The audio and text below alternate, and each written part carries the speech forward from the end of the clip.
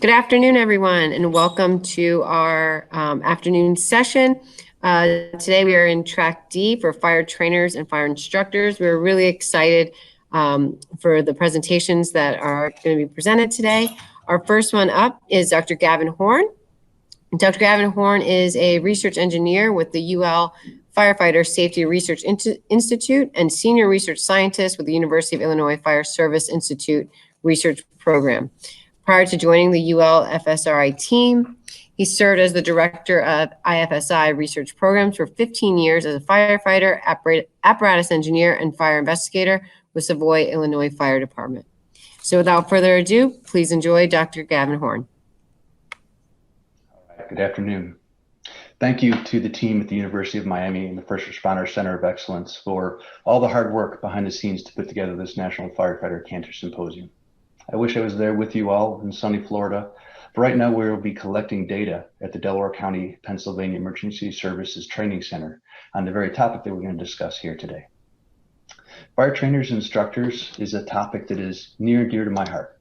I had the incredible privilege of spending the first 15 years of my career with an office at the Illinois Fire Service Institute, which you can see right here, learning from firefighters and instructors from around the state and actually across the country, and learning how fire training has evolved from initial focus, at least at IFSI, on some of the live burn training in classrooms and fire station settings, into some of the other areas where firefighters will typically work, from cause and origin investigations to foam training, LP burns, and on into other activities such as automotive rescue and other rescue tasks such as rope, confined space, trench rescue, collapse rescue, agricultural rescue training, all these different things where firefighters must be prepared for the work that they do on a daily basis. IFSI was also really unique in that it provided a little bit of a glimpse into the history and how this has changed and evolved throughout the years, and it will continue to evolve from the days of having wood training towers to the concrete structures we use now, wooden ladders to the aluminum ladders and aerials that are common on today's fire ground, how we've changed our training from the different ways that we teach hydraulics and the different ways that we teach and use the different technologies and improving technologies for self-contained breathing apparatus. The training environment will continue to evolve as the risks that firefighters face continue to evolve. And we have to be able to continue to update our understanding so we can stay ahead of some of those risks. So I'm really going to focus my conversation here on live fire training and how we can use the activities that are conducted in live fire training to prepare firefighters for the stressors, the occupational stressors and occupational risks that they're going to face on the fire ground. It's important to do this from the beginning of the career throughout the entirety of a firefighter's career so that we can ensure they're familiarized with the tools, and as these tools continue to evolve, familiarized with the ability to work as a team and to communicate in the stressful environments which are common on today's fire ground. We want to be able to teach muscle memory, so firefighters train not only until they get it right, but so they can't get it wrong. And they're called out at 2 o'clock in the morning and the muscle memory kicks in, and understanding how to use the tools and apply the water and understand the cues that they've become familiar with on the training scenario, and they can put those into play on the actual fire ground. Firefighters can be acclimatized to the heat and working in the visual obscuration of the fire ground in a more controlled environment in the training fire environment that we have, and the decisions that can be made on the fire ground. So they understand the cues that will indicate how they are to apply certain tactics and techniques on the fire ground, so they can select what might be the most appropriate way of venting a structure, applying water, and using the very tools that they have on the fire ground. Now, in addition to all these benefits, we also have to acknowledge that there are some important risks that come with training firefighters. When we work in obscuration, trips and falls are a significant hazard. In the high heat, there are risks for thermal burns, overexertion and strain injuries, and hyperthermia. And now we've become a little bit more aware in this day and age of some of the risks for chemical exposures that we face in the fire service. Now, I'm assuming over the last couple of days, there's been a great deal of information shared with you, some on the epidemiological evidence, suggesting that firefighters have increased risk for several types of cancers, as well as some of the exposures that we're facing on the fire ground itself. It's also important to understand that there can be some important exposures on today's training ground as well, particularly when you think about the exposure and the number of exposures that some individuals may have when they're working on the training ground. As the number of fires are often declining at many locations, we need to keep the training up in order to keep people prepared for the work that they do on the fire ground. Additionally, instructors at many of these training institutes often work as full-time firefighters in the surrounding community, so they can have the exposure both from the fire ground and the training ground scenarios. And oftentimes, as instructors might oversee 3, 5, or maybe even more instructional fires per day. Oftentimes, that could be over a week or possibly even over several months. We don't have as much epidemiological evidence focused yet on the fire trainers themselves.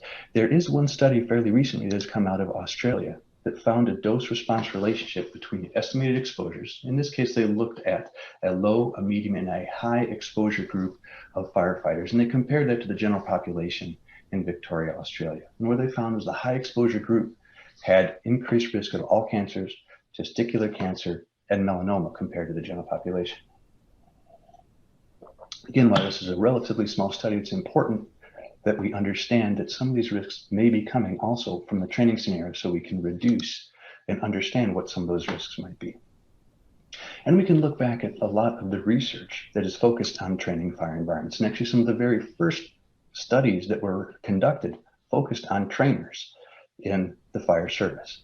Now, if we look back at the 70s and 80s and into the early 90s, most of these training environments were really focusing on diesel-based fuels or oil or heating oil-based fires, not necessarily the interior scenarios that we're discussing at this day and age. So I want to flash forward now to 2010. A study was conducted in Finland, a very important study, where they were looking at smoke diving simulators. And for some of you who are not in the fire service, what a smoke diving simulator is, actually smoke diving is typically a task where firefighters will go into the structure and will be searching for fire, searching for victims. And there's training to allow firefighters to become much more familiar with their SCBA. Oftentimes, this is done in a relatively advanced stage of the career to allow firefighters to understand how to work in the low visibility, in some cases, high temperature environments.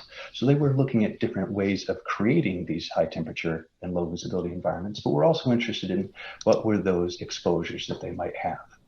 And they looked at 4 different types of firehouses. And we'll start off, I highlighted 3 of them here. First was using chipboard. Chipboard, as they indicate, release a great deal of heat and makes the conditions difficult, but they also added to that a little bit of polystyrene foam, and they used kerosene, which is a little bit dirtier firing liquid, in order to get a high smoke environment. The second firehouse simulator, they ended up using conifer plywood, which they indicate had a little bit less glue than chipboard, and also didn't use the polyurethane foam, and kerosene was replaced with a cleaner burning fluid, ethanol. And then the third firehouse simulator was made with walls from pure wood. Now, they also did another scenario where they looked at gas burner inside a structure. In this case, they were using propane burner and some mineral oil as a theatrical smoke. I just want to very quickly share with you a little bit of data here. And this comes from the paper where they were looking at the excreted 1-pyranol in the urine. So this is an indicator of exposure to PAHs, particularly pyrene. And they broke this down by each of the 4 different environments: the chipboard, the plywood, the pure wood, and the gas simulator. And in each of those, you can see there's 4 different bars.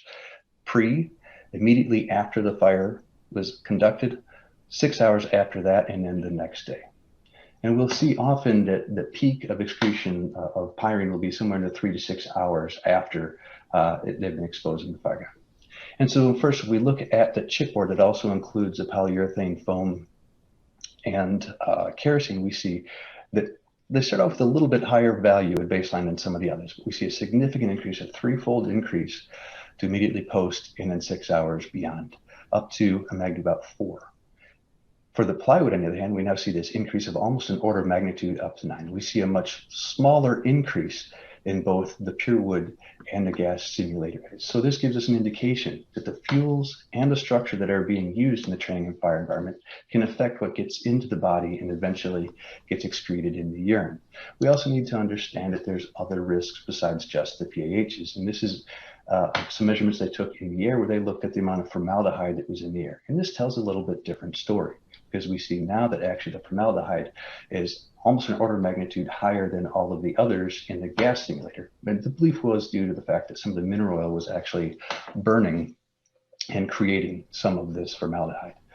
But again, this is some critically important data that came out of Finland about a little over 10 years ago that helped us to understand how the fire environment, the fuels, and the design of the structure can impact what the firefighters are going to be facing on the fire ground. And now since this time, there's been a great deal of additional research that's been conducted. The work in Finland really focused on solid wood, particle board, and plywood. And I'm not going to talk about the Class B burns at this point. We're just going to focus on some of the Class A scenarios. There's been a great deal of other work looking at the Class A scenarios, particularly chipboard, which in the United States, that material is typically called particle board. Additional work in Sweden, in France, as well as in Germany and Australia have multiple scenarios where they've looked at the particle board and the chipboard and how that affects the training fire environment. For solid wood, we've also seen some work out of Canada, not as much in the world of plywood at this point, but we can see that there's a lot of information that's now starting to come together from a multitude of different studies. Now in the US, we're also interested in oriented strand board because that's another building material that's become very popular over the last several years. It's available in many different places and it's relatively inexpensive. But the data there is not quite as robust as in with some of the other fuels, other than the study out of UK. So this is an area where we wanted to conduct a study at the University of Illinois Fire Service Institute, along with our partners at UL Firefighter Safety Research Institute, the National Institute for Occupational Safety and Health, to try to understand some of the risks that might come into play from both the solid wood and the OSB.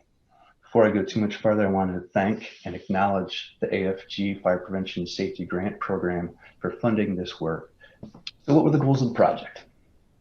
First and foremost, we were trying to support fire training decision making, not to tell what the fuels should be used, but how to help them select the fuels that would be used in fire training. We were looking at a typical engine and truck coordinated attack scenario. So this was 2 people on a nozzle, 2 people forcing entry to the structure and conducting a search. It's a fairly common type of a scenario, though it's acknowledged that there's very different types of training throughout the country. We looked at 3 different training environments: pallet and straw and a concrete structure. This is kind of the traditional way that training had been conducted at the Illinois Fire Service Institute. We also looked at OSB along with, that's oriented strand board, along with pallet and straw in a metal structure, and in a theatrical smoke scenario in a similar metal structure.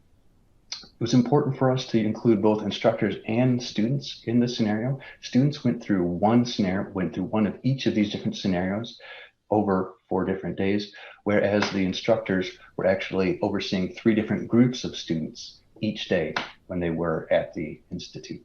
This also allowed us to use some of the same data collection techniques so that we compare this data to exposures from the fire ground, from a room and contents fires, which was a project that we had done the year before. And then finally, those allowed us to provide some exposure control recommendations based on the study. So a little bit more background on the structures that we utilized. And you can see these laid out here, the concrete and steel pallet and straw structure here, and simulated smoke structure, as well as the OSB structure here in the top left corner. Excuse me. These were all roughly 1,000 square foot structures, simulated single family residence with a single floor. So for the pallet and straw and the concrete structure, this is again a structure that's been around for a number of years. We had fires in 2 different bedrooms. They made firefighters work their way in through the entry after forcing entry through a prop. The search team rescued 2 full-size mannequins while the attack team, put out 2 fires in each of these bedrooms. For the simulated smoke, we actually replicated the structure out of sealant containers, the exact same layout and geometry, but had never been burned in before, so there would not be any cross-contamination from there. And you can see the fuels that we used for there. Now for the OSB, we used this T-shaped structure, which is something that's become a little bit more common in the fire service. And in addition to having the pallets and straw, we included some oriented strand board along the ceiling. This has become a relatively popular way of introducing fuels within this types of structures. And one of the benefits, at least from a training environment, of having the fuel high in the structure is that there's a very low amount of oxygen at the area. So we have a lot of products of incomplete combustion, which we commonly see on the typical fire ground. So when the fuel is up high, it will off-gas products of incomplete combustion, which will make the smoke a little bit darker, and will also allow some of the flames to roll across the ceiling and give different indicators and different cues for the students who might be working in that area. Last piece I want to share on this is we actually use two different types of OSB. Alpha OSB was the relatively common stuff, the material that we would find at the big box store. But at this time, there was also a group that was interested in looking at this different type of OSB, which was believed to burn a little bit cleaner and have a little bit less exposure for the participants and for the instructors. So while we had 6 different scenarios with assimilated smoke and pallet and straw, they were 3 with alpha OSB and 3 with the Bravo OSB. So I want to take a quick look at what things look like to the firefighters as they're showing up on the screen with the simulated smoke, the pallet, and the OSB. And what you can see when they initially rolled up on scene, there's very different cues that firefighters might use for size up in their training to understand what they are facing and how this can help them to understand what the conditions are possibly within that structure itself. An important piece of training firefighters and preparing them for the job that they must do. Once we look in the inside, now this comes from helmet camera footage, and helmet camera footage can be a little bit challenging on the interior of a structure, but this gives you a good idea of the different levels of obscuration and the conditions inside that structure. You can see if we start on the left-hand side, the simulated smoke, we have much more obscuration than we have when just walking when there was no obscuration, but it was not quite as dark as what we would have with a pallet and straw type of fire where we'll have a darker smoke. Furthermore, there's no thermal feedback to the individual firefighters at that point. Once we move over to the pallet scenarios, now we start to engage some of that thermal feedback, that haptic feedback from the fires itself. A little bit darker smoke, but again, these fires are in those locations, in those rooms, and they're relatively static because they stay within the hopper. And then we move over to the OSB, and now we can see the environment. Again, the smoke is a little bit darker, and the flames can now begin to move and roll down the hallway and provide different cues for when firefighters should put water on the fire and be aware of their environments and the surroundings. It's important to note that these are not necessarily interchangeable environments based on what we're trying to train the firefighters and what the objective of the training might be. We might often think about this as kind of a crawl, walk, run type of a scenario. When firefighters are just learning how to use their SCBA and work together as a team, I might use a simulated smoke, which would be a little lower stress, a lower risk scenario. As they become better with that, need to start learning how to feel the heat and work in a more higher obscuration environment, we can move over to the pallet. And then again, at the higher end of the training in the OSB, where they have to be able to identify when the fire is moving and the proper way to apply water and to do ventilation tactics. So these might give us very different environments with these different fuels that we are using here. So I want to share a little bit about the data that we had. If I go back here, in addition to the different potential benefits from what we can do from a training environment, we also know that there's a range of different risks that come into play here. As we move from left to right, we see more obscuration. It's more difficult to move on the fire ground. We could increase our risk for trips and falls, increase our risk for overexertion and strain injuries. And again, as the temperatures get hotter in that environment, the risks for hyperthermia as well as potential for skin burn can increase as we move from left to right. And again, as we've said before, we now also want to understand what are some of those additional risks from the chemical exposures that the firefighters might face. So next few slides are going to share a little bit of data from a paper that was published, led by Dr. Fent from NIOSH. And the first going to look at some of the area air sampling results that we had in there. And there's a whole bunch of different types of compounds that we were interested in looking at here, but I just want to zoom in on a few of them here in the limited time that we have available to us. And I really want to focus on aldehydes and particularly formaldehyde itself. So formaldehyde is one of those concerns that we had. First of all, we know it is a carcinogen and something we need to be concerned about, and particularly in terms of protecting our airway. This was a significant concern when using engineered wood products in terms of what types or what is the magnitude of formaldehyde that might be in that structure. So if we look at this data here, first of all, I want to point out simulated smoke. We see 100% non-detect in all the 6 scenarios. We didn't see any formaldehyde that was off-gassing from any of the structure itself. So that was a good check for us as well. When we looked at the pallet and straw, first thing to note is we actually see a relatively high median concentration, 4.6, more than an order of magnitude higher than the NIOSH ceiling limits when we're just burning pallets and straw. And actually that was very similar to what we found in the alpha OSB. Now, once we move to the Bravo OSB, we can see that median concentration increased quite a large amount.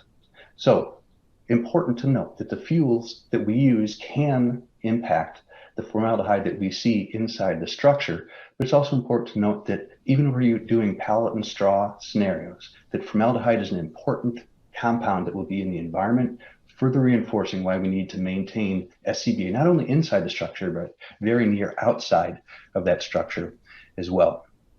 Now, there was some discussion at this time about where does this formaldehyde come from? Is it from within the structure itself? And or from within the fuel itself.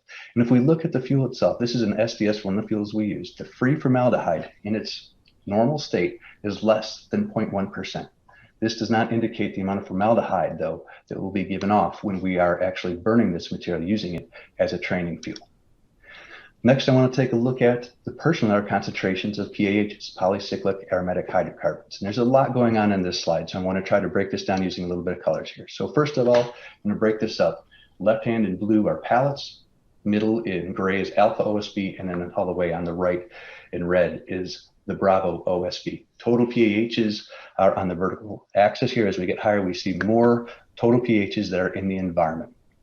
Now, this data also includes both instructors and the students. So the orange line there shows you the mean concentration for the students, and the black line is the mean concentration for the instructors. Again, instructors went through 3 different scenarios, but they typically tended to be a little bit farther back, not quite as close to the fire as the students. The students had a higher level concentration than the instructors, and we see as we move from the pallets to the alpha OSB to the Bravo OSB, the concentration that is in the air continues to increase. And that's not a surprise due to the different scenarios that the firefighters were conducting and how the fuels were being oriented in the structure. Now, just because it's high levels in the air doesn't mean that the firefighters are necessarily exposed to the high levels. So what we're really interested in addition to this, is what gets into the body and then what we find in the urine, very similar to the study from Finland. So here we're looking at another paper that Dr. Fent led, where we're going to look at the hydroxypyring in the urine. On the top, we see on the left simulated smoke, and the right is pallet and straw. And if we look at just these two here in the students on the right-hand side, we see from pre to 3 hours post, and again, 3 hours when we typically will see this peak. For the simulated smoke, there is a slight increase, not much on average, but there are a few outliers where we actually saw a high level of hydroxypyring. And the belief is this may be due to some cross-contamination. There were no other fires on the training ground during this time. But we see then with the instructors from pre to after the second group, which is about the same time here for the students, to after their third group, there is just a small increase throughout that day. Relatively low levels of increase, particularly when we compare that to the red line here, which was the amount of increase, the amount of hydroxypyring measured in the urine after our fireground study that was conducted the year before with room and contents fires. So let's move over to the pallet and straw here. Again, when we look at the students, we see from pre to post a increase on the mean value, but again, relatively small increase after just one fire. Same thing with the instructors, after just one fire, relatively small increase. But after that third fire, now the median value is starting to get up to a level that's similar to what our firefighters experienced after the fireground scenario. Now let's look at the alpha and then the Bravo OSB. Students for the alpha OSB, again, we see an increase from pre to post, a little bit higher than we saw for the pallet and straw scenario. And then again, once more, with the instructors, a much higher increase now to above what our attack and search firefighters found on the fireground study. And then for the Bravo OSB, it becomes an even larger increase, where after a single scenario, the students were exposed, the students had a urinary concentration of hydroxypyring that was similar to what our fireground study showed. And then the instructors now almost 3 times higher than what we had on the fireground. So we see that the exposures to the different training fire scenarios can have an impact on the exposure for these individual firefighters, and repeated exposures can continue to increase that amount that gets absorbed into these firefighters' bodies. So one of the important things that we wanted to discuss were control measures. And I'm not going to go into a lot of detail here because I believe Richard Kessler will talk about that in the next session. But the use of SCBA.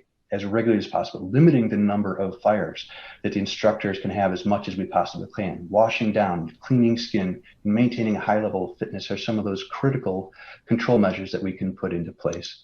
But we're also interested in understanding if there are other higher level measures, training fuel selection. All of this data that we can see here, there's a lot of great information, but right now it doesn't allow us to really combine all that together and make a good choice between wood, particle board, plywood, oriented strand board, or some of the many other fuels that could be potentially used out there, from MDF to Homosoap to wood fiberboard. So it's important to be able to develop a screening method or some way that we can determine, are we better off if we move from an OSB to a particle board, OSB to solid wood, when we make some of these selections that can provide a high level of training for firefighters, yet reduce some of those risks.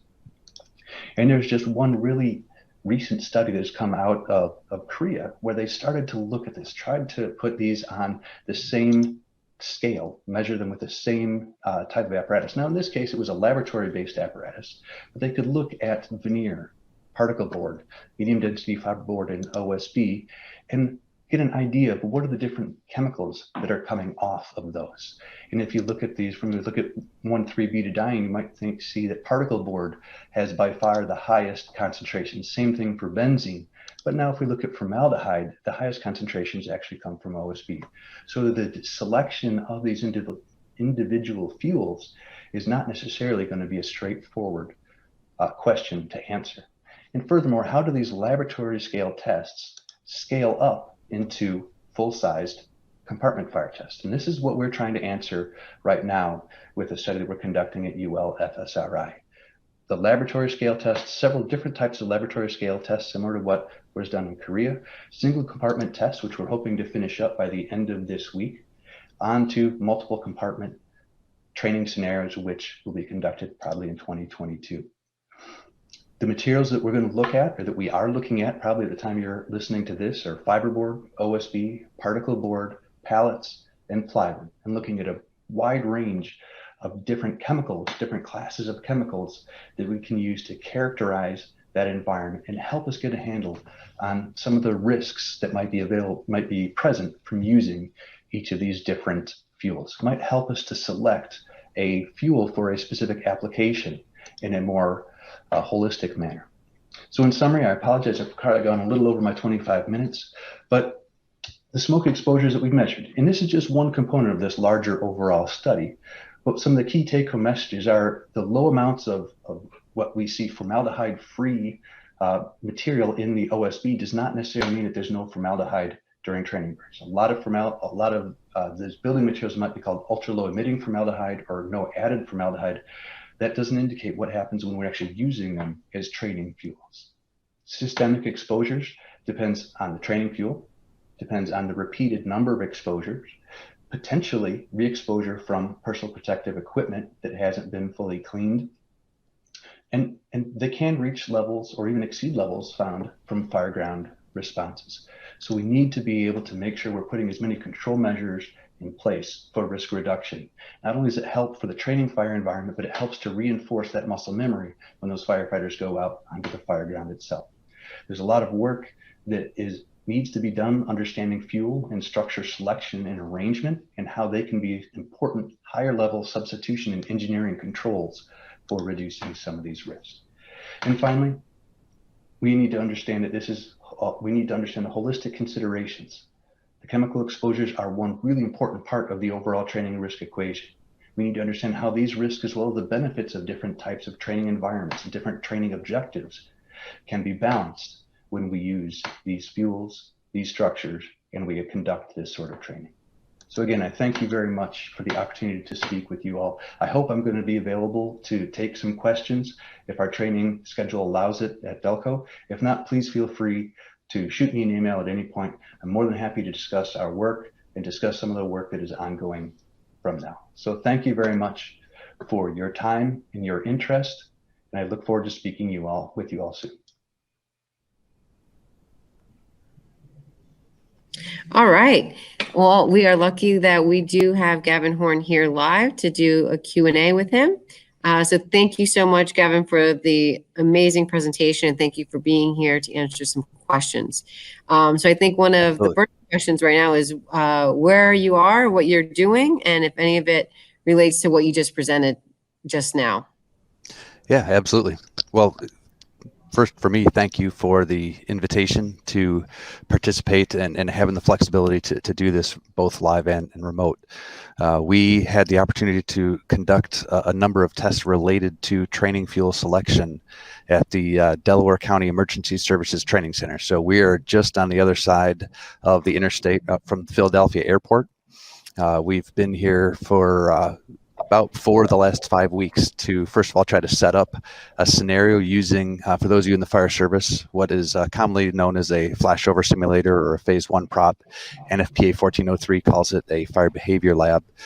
And we've gone through, right now we're on our 22nd test. We're going to go through 25 to look at multiple different fuels, to characterize the thermal conditions within the structure and characterize the chemical exposure. And I know in my slides I had a quick update on what some of those chemicals were, but we're interested in many of the broad ranges of chemicals that are commonly reported in the literature, from PAHs to volatile organic compounds, aldehydes, isocyanates, acid gases, and phthalates, so that we can actually have a very good comparison between the different fuels in one of the most common training props that's used around the country.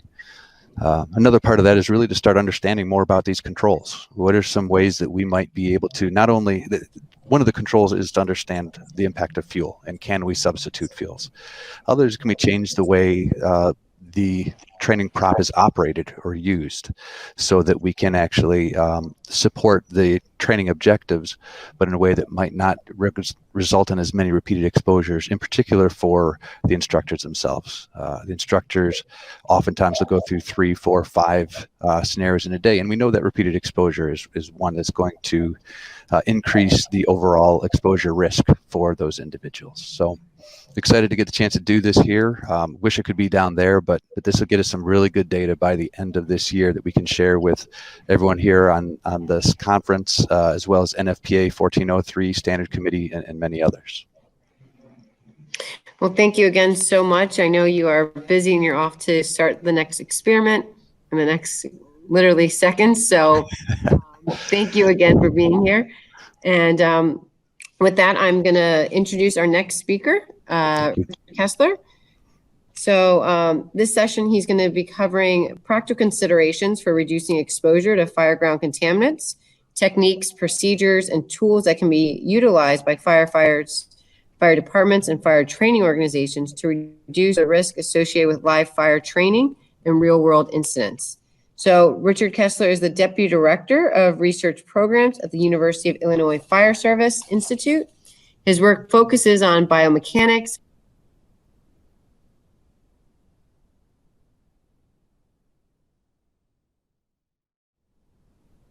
equipment on the firefighter. So without further ado, please welcome Richard Kessler.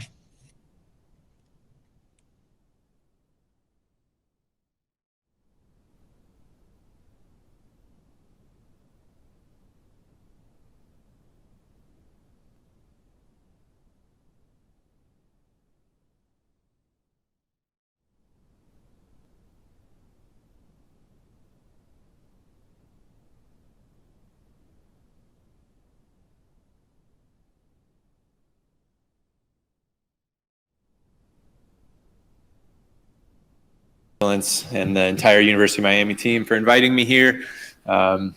Excited to be here in person, but welcome to those who are joining online as well. So as Natasha mentioned, my name is Richard Kessler, Deputy Director of Research Programs at the Illinois Fire Service Institute. I also teach in a number of our classes at IFSI. Have been fortunate to run our Academy physical training program, as Gavin Horn mentioned. Inviting me here. Excited to be here in person. Really excited. Yeah. So what I want to talk about today is just a touch on some of the chemical exposure stuff. Gavin went over it in much more detail, and then talk about changes that we've made within our institute and within the state of Illinois at an organizational level in order to promote that preliminary exposure reduction that our work with NIOSH and UL has shown to be effective. Talk a little bit about special considerations, the apparatus kits that we've distributed throughout our state, talk about changes to our grounds and our facilities and things we can do there, again, at the organizational level, and then move into the individual level. What can we as individual firefighters do in order to reduce our exposure? So we'll talk a little bit about the gloves and hoods, some of the most contaminated components within our PPE. So what are our sources of exposure? I think most here and listening are well aware of the risks that we face, both on the fire ground and on the training grounds.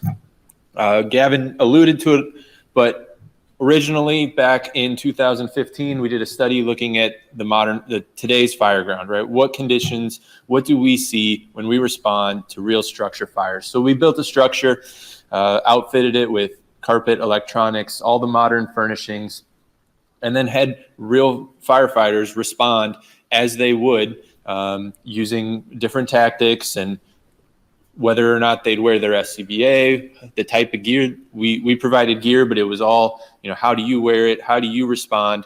And this just shows some of the PAH levels that those firefighters encountered. So bottom is the bottom grouping there is our pre-first fire PAH levels. You can see essentially no PAHs on the gear. Post the first fire, both the inside crews, the attack crew, the search crew, which Gavin had mentioned, we split them up into those crews. They went inside, did their suppression, did their searches. They had some levels of contaminant. As we moved to post-second fire, naturally those PAH levels on the outside of the gear rose, as well as for overhaul and RIT teams. You can see that by the second fire, those levels had built up to where they were in that measurable range. We then moved into our training fire study. Gavin hit on this one pretty hard. So all I'll say is that we have a bunch of papers that have come out of that. All that data is available. At the end, I'll come back and circle back to where you can find all that information and the way we've broken it down to make sure that not only do we reach that academic rigor to publish these papers, but we also make sure that it's in a way that's easily digestible and translatable into the fire service. So the big thing I want to focus on is this result. We've heard it quoted multiple times already throughout the conference, but field decontamination immediately post-incident using some basic detergent, water, and some sort of agitation reduces PAH contamination on the exterior of the turnout gear by 85%.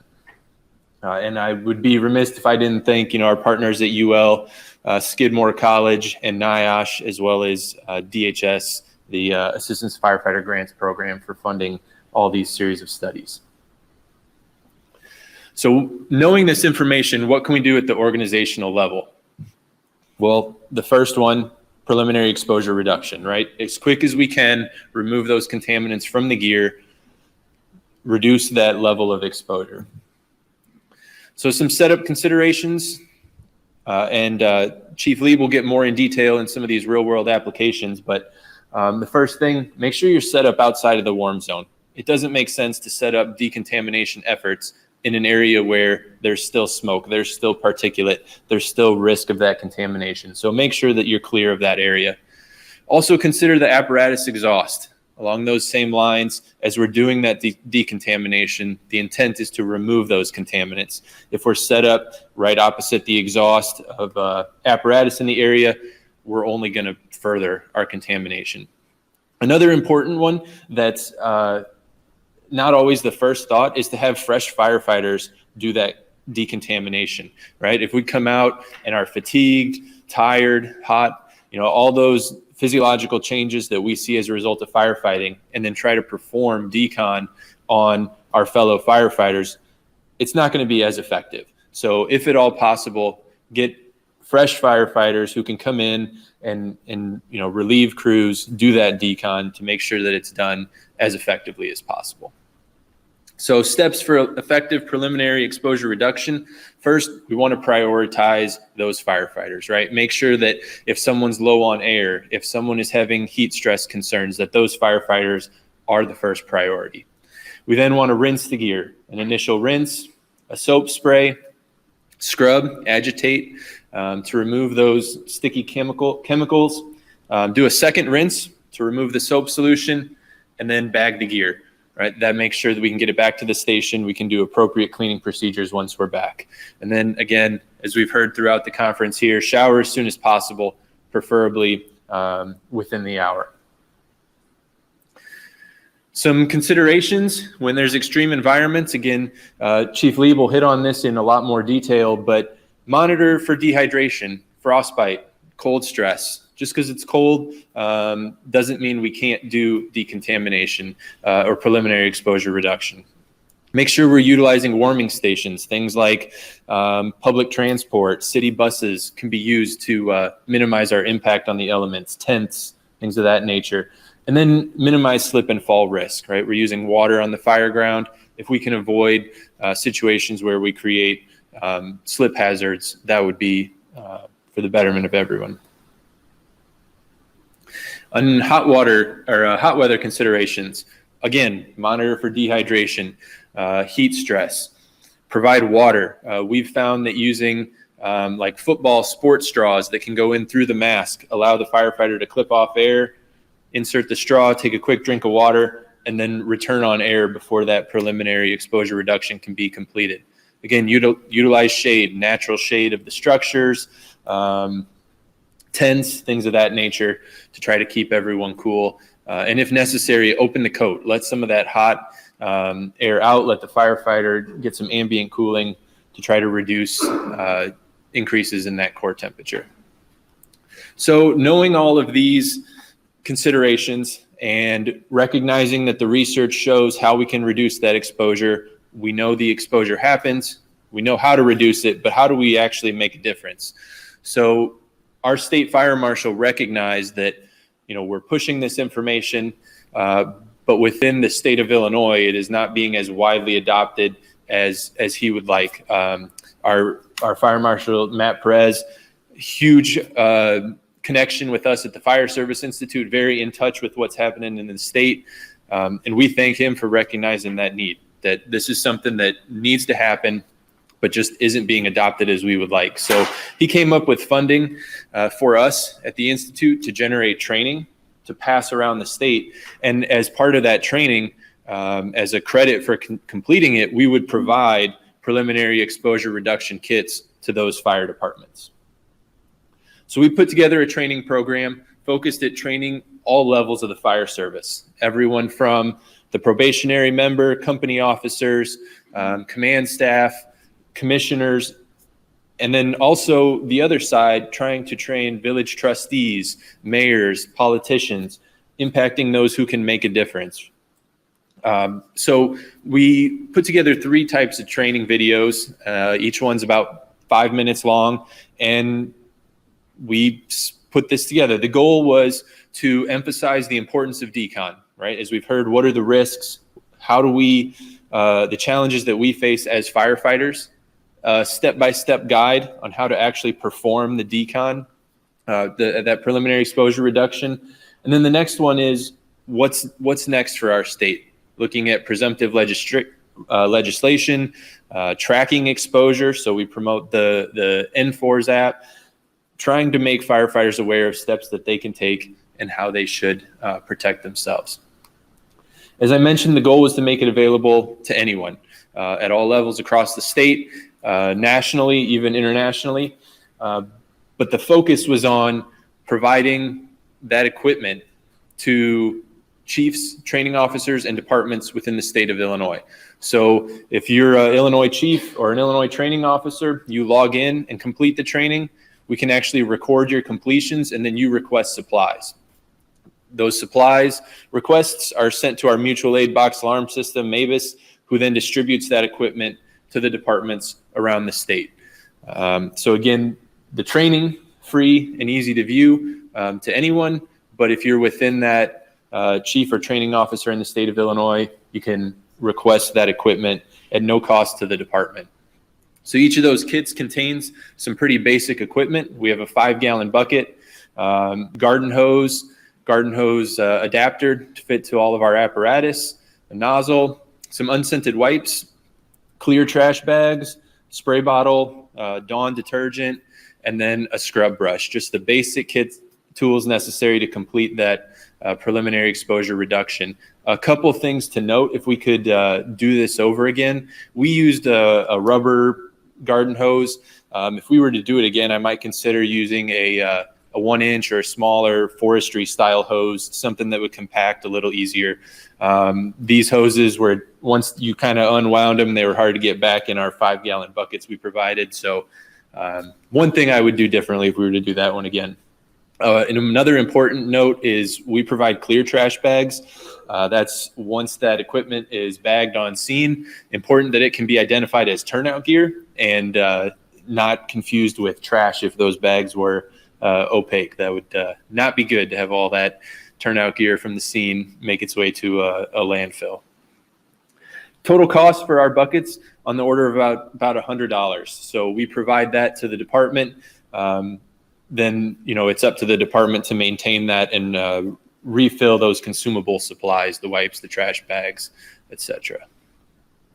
So what's our impact across the state?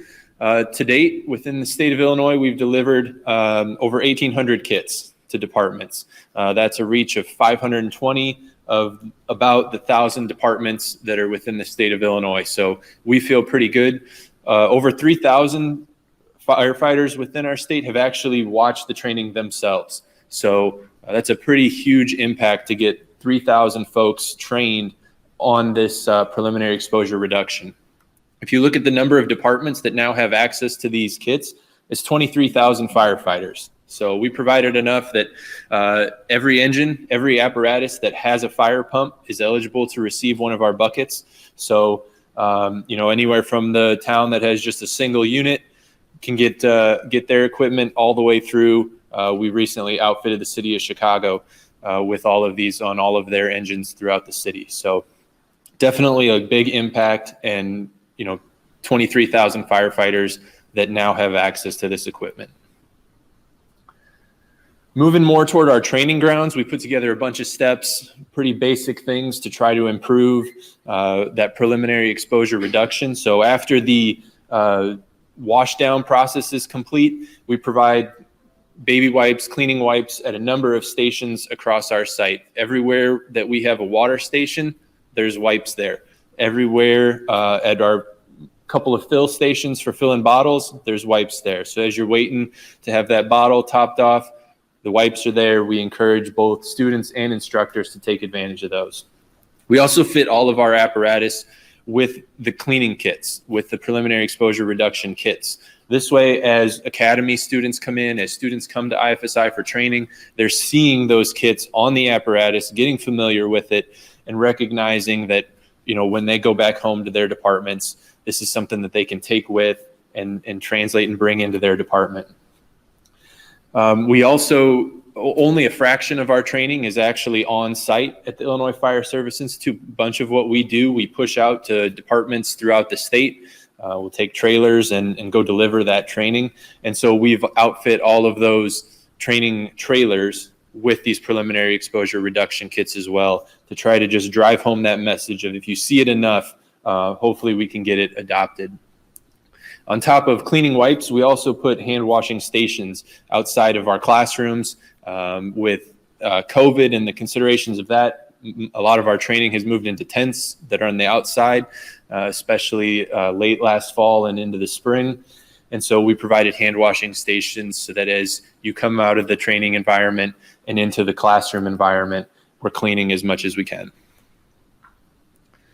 Laundering at our facility, we put in a bunch of laundering facilities. We encourage instructors to take advantage of that prior to traveling back home. Gavin mentioned many of the instructors that we deal with are also firefighters within the community. So rather than take that dirty gear back with them, put it in their vehicles, we encourage them to launder it on site and reduce that risk of transport, cross-contamination. And again, seeing these facilities, we try to drive home to the students that, this is set the example, right? Be the gold standard on how we take care of ourselves and our gear so that those students take it home with them. At the individual level, there's a number of steps that we can take to reduce exposure. So the first being our gloves, right? Come out of the structure. This just so happens to be from our today's fireground study. The firefighter walks out. What's the first thing you do after you clip off of being on air? You take those gloves and put them in your hands. And now everything that was on that gear, on those gloves that we've been protected from, is in contact with our bare skin. Right, so here's just a quick image, right? Come out. It's pretty common at every fire scene, right? You see the dirty hands, dirty faces. So this video, just a quick example, right? Come out, take the gloves off. Now we take the helmet off, and you can see the level of contamination on his hands. And I'll just say for these videos, there's a couple in this series here. What we did was use a construction chalk, a marking chalk, and kind of sprayed that into the air, and then had our firefighter move through that. So this isn't real contamination, but it simulates it pretty well. In the next video, he changes things just a little bit and makes sure that he only touches contaminated parts of the turnout gear with other dirty parts, right? The insides stay clean. He avoids touching the exteriors with his hands, and his hands are nice and clean. In this image here, what we did is we had two firefighters go through a scenario, real fuels. So this is a couch that was burning in one of our research tests, and did the suppression and everything, came out. The firefighter in the orange had one of our support team members pull his gloves off. The firefighter in the yellow took his gloves off. Again, this is close to real world scenario, not the training powder, the construction powder, but just real world. You can see the difference there. And one of the big things we get when we give these kind of presentations is that I'm not gonna, do that. When it really comes onto the fire ground, I'm not gonna take that extra effort to take my gloves off this way. We get that kind of pushback all the time. But what we come back with is you already do. You do it every single time we're on a medical call. We would never consider taking off gloves contaminated with bloodborne pathogens or anything like that by grabbing the outside and pulling the gloves off, right? Even if they're clean. Right? How many times you go on a lift assist or something, you put your gloves on, don't even end up doing anything, and then you take them off. You still take them off the same way. It's just built into that muscle memory, becomes a habit to the point that you don't even think about it. Why don't we do that when we have the same sort of risks, the same sort of concerns with our firefighting gloves? Along those same lines, the next piece of equipment that's often heavily contaminated is our hoods. Manufacturers are working hard to develop new hood technologies to try to block this particulate from getting through the hoods, right, onto ourselves. So the first important note is that with those hood technologies and things, the way we wear the hood is important, making sure that straps are tucked in, that seals are tight, because if there's gaps and holes, doesn't matter what type of hood we have, those particulates can get through or can get around, even if we're blocking what gets through. So first thing we do, right, come out and we pull that hood down. All that contaminant that this $150 particulate blocking hood, whatever it might be, right? We convinced the chief or the equipment folks to let us get these new hoods, and then we pull the hood down. And some of the most vascularized skin or most vascularized areas in our body with some of the thinnest skin are right in the neck. And so now all that contaminant is sitting right there. And as we pull the hood up and off, that gets right on the neck. This quick demo video, again, this is with our construction powder, the standard way. So I've taken my gloves off with our new hygienic process, put on nitrile gloves, but then take the hood off the standard way, right? Pull it down and then mask off, and the hood comes up and over. If we modify that just a little bit to where I remain on air, take off the air pack, the coat comes off. Now I pull the hood up and over, again, while still on air, click my donning switch on the gear and pull that entire hood, regulator, mask, ensemble, just all off in one sweep. You can see what a dramatic difference it makes in the exposure. Cross-contaminated on the left, this new hygienic way to remove the hood on the right, and significantly reduce exposure, again, to that very vascularized area. Both these videos are available on our FSI website through our research videos page. With this one, we recently did a study looking at some of the new hoods, and just as kind of an interesting side that turned into be a very critical component was the doffing method of the hoods. And the darker gray you can see is doffing with the traditional method of pulling the hood down and then up and over, where the lighter gray panels are using the overhead method. And then the vertical axis is our total PAHs. So you can see regardless of hood design or whether the hood was laundered or any of those conditions, just the orders of magnitude less that we have using the overhead method in terms of pH contamination on the neck. Some additional resources are exposure reduction training. Again, this is available to anyone. We have resources there that are easy to download, easy to share. We've got a single page handout that's available with the step-by-step instructions that we suggest. We've got a list of all the items we provide in our preliminary exposure reduction kits. So that all that training, as well as the videos I mentioned earlier, are available at fsi.illinois.edu/decon. And then our chemical exposure and cardiovascular risk series of studies toolkit. I alluded to this earlier, but we break down all the tools that we provide into 3 categories. We have our science tools. Those are the peer-reviewed manuscripts that go into the full detail of everything we publish. We have translation tools. So this is where we take those results and put them into considerations that are easy to implement within a fire department. And then we also have teaching tools. Those are webinars, guided presentations, things to help you as an instructor or as a trainer implement this information into your departments. That's all available at fsi.illinois.edu/cardiochem risks. So thank you all for taking the time to listen to me, and I'd be happy to answer any questions.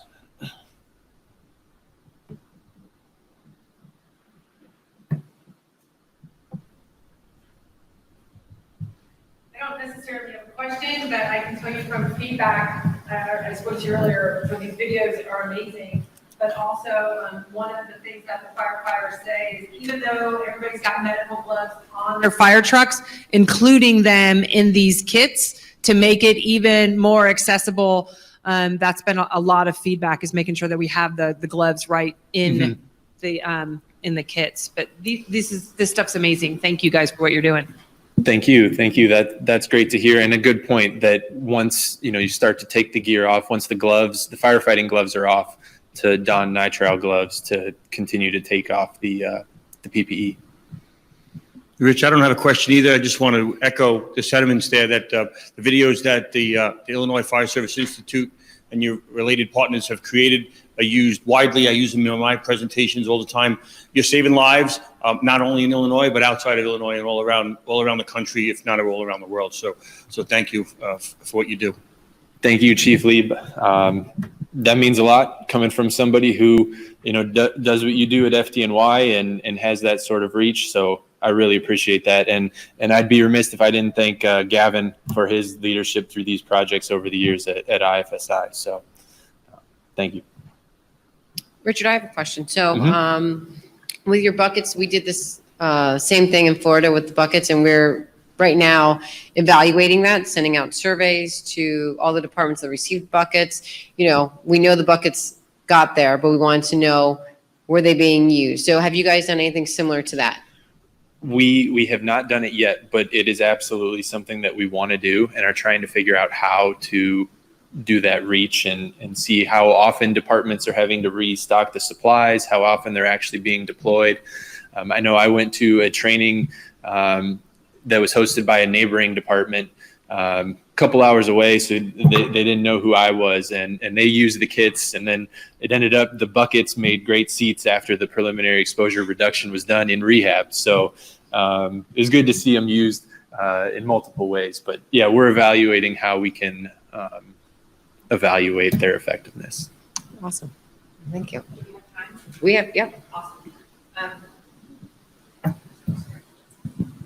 So at the end of the day, the elected officials are the ones that are going to make most of these budget decisions. And you talked about the fact that you did training for them. Can you go into a little bit more detail about what that looked like and how you got their buy-in to be able to be a part of this training?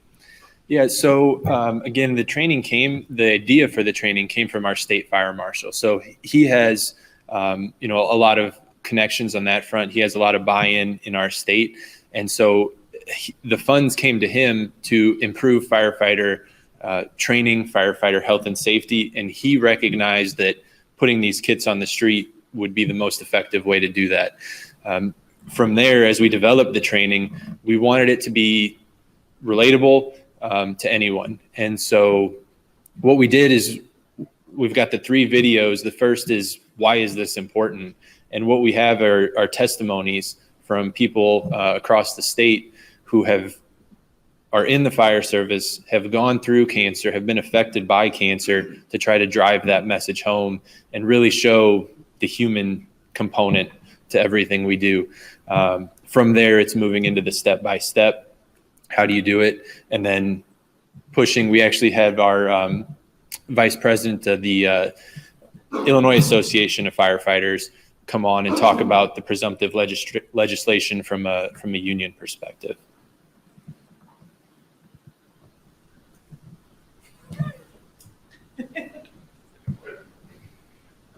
All right. Anybody? Thanks again. Anyone else? Nope.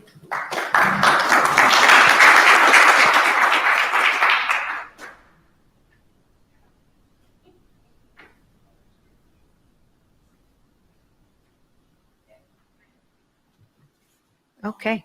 Hi, everyone. I'm here in the flesh. I know you saw me virtually, and now I'm here.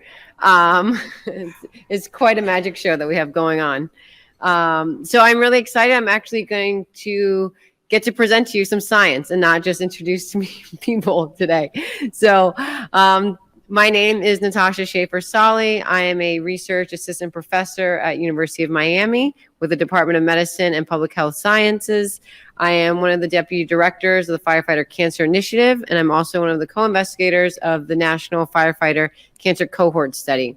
So today I'm going to be presenting to you on some of the work that we've done with our fire trainers in the Firefighter Cancer Cohort Study in our expansion group with the subgroup of instructors.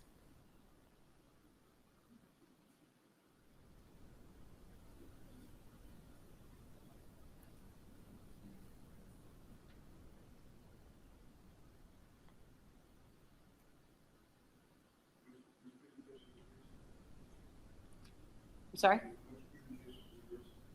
It says like NFCS 2021 and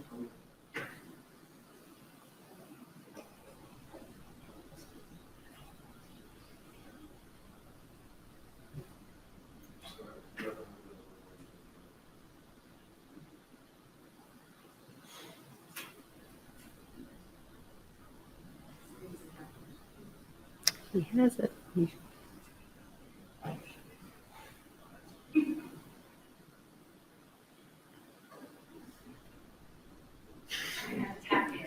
Yeah, I know.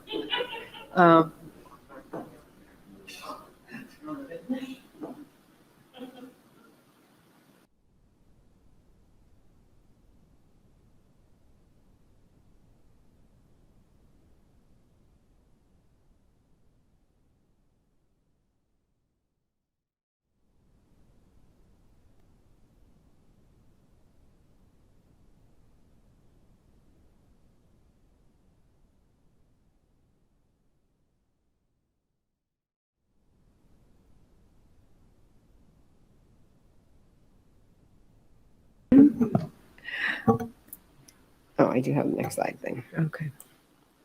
Okay, so to give you a little bit of background on the Firefighter Cancer Cohort Study, the purpose of it is to evaluate the cancer risk and development of cancer in newly recruited, active, and retired firefighters, as well for us to better understand the types of cancers and other illnesses and diseases that firefighters may develop.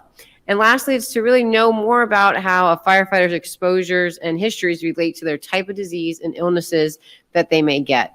So I know you guys have heard a lot about FFCCS over the last couple of days, and some of you were at the annual meeting yesterday.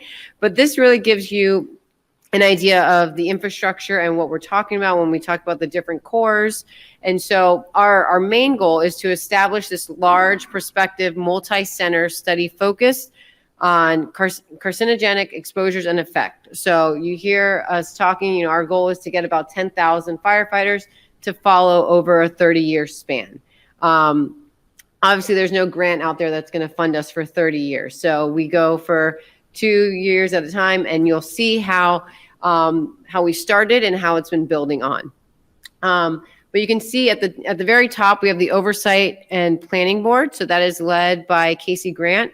And so this is all built with or made up of firefighters and fire leaders.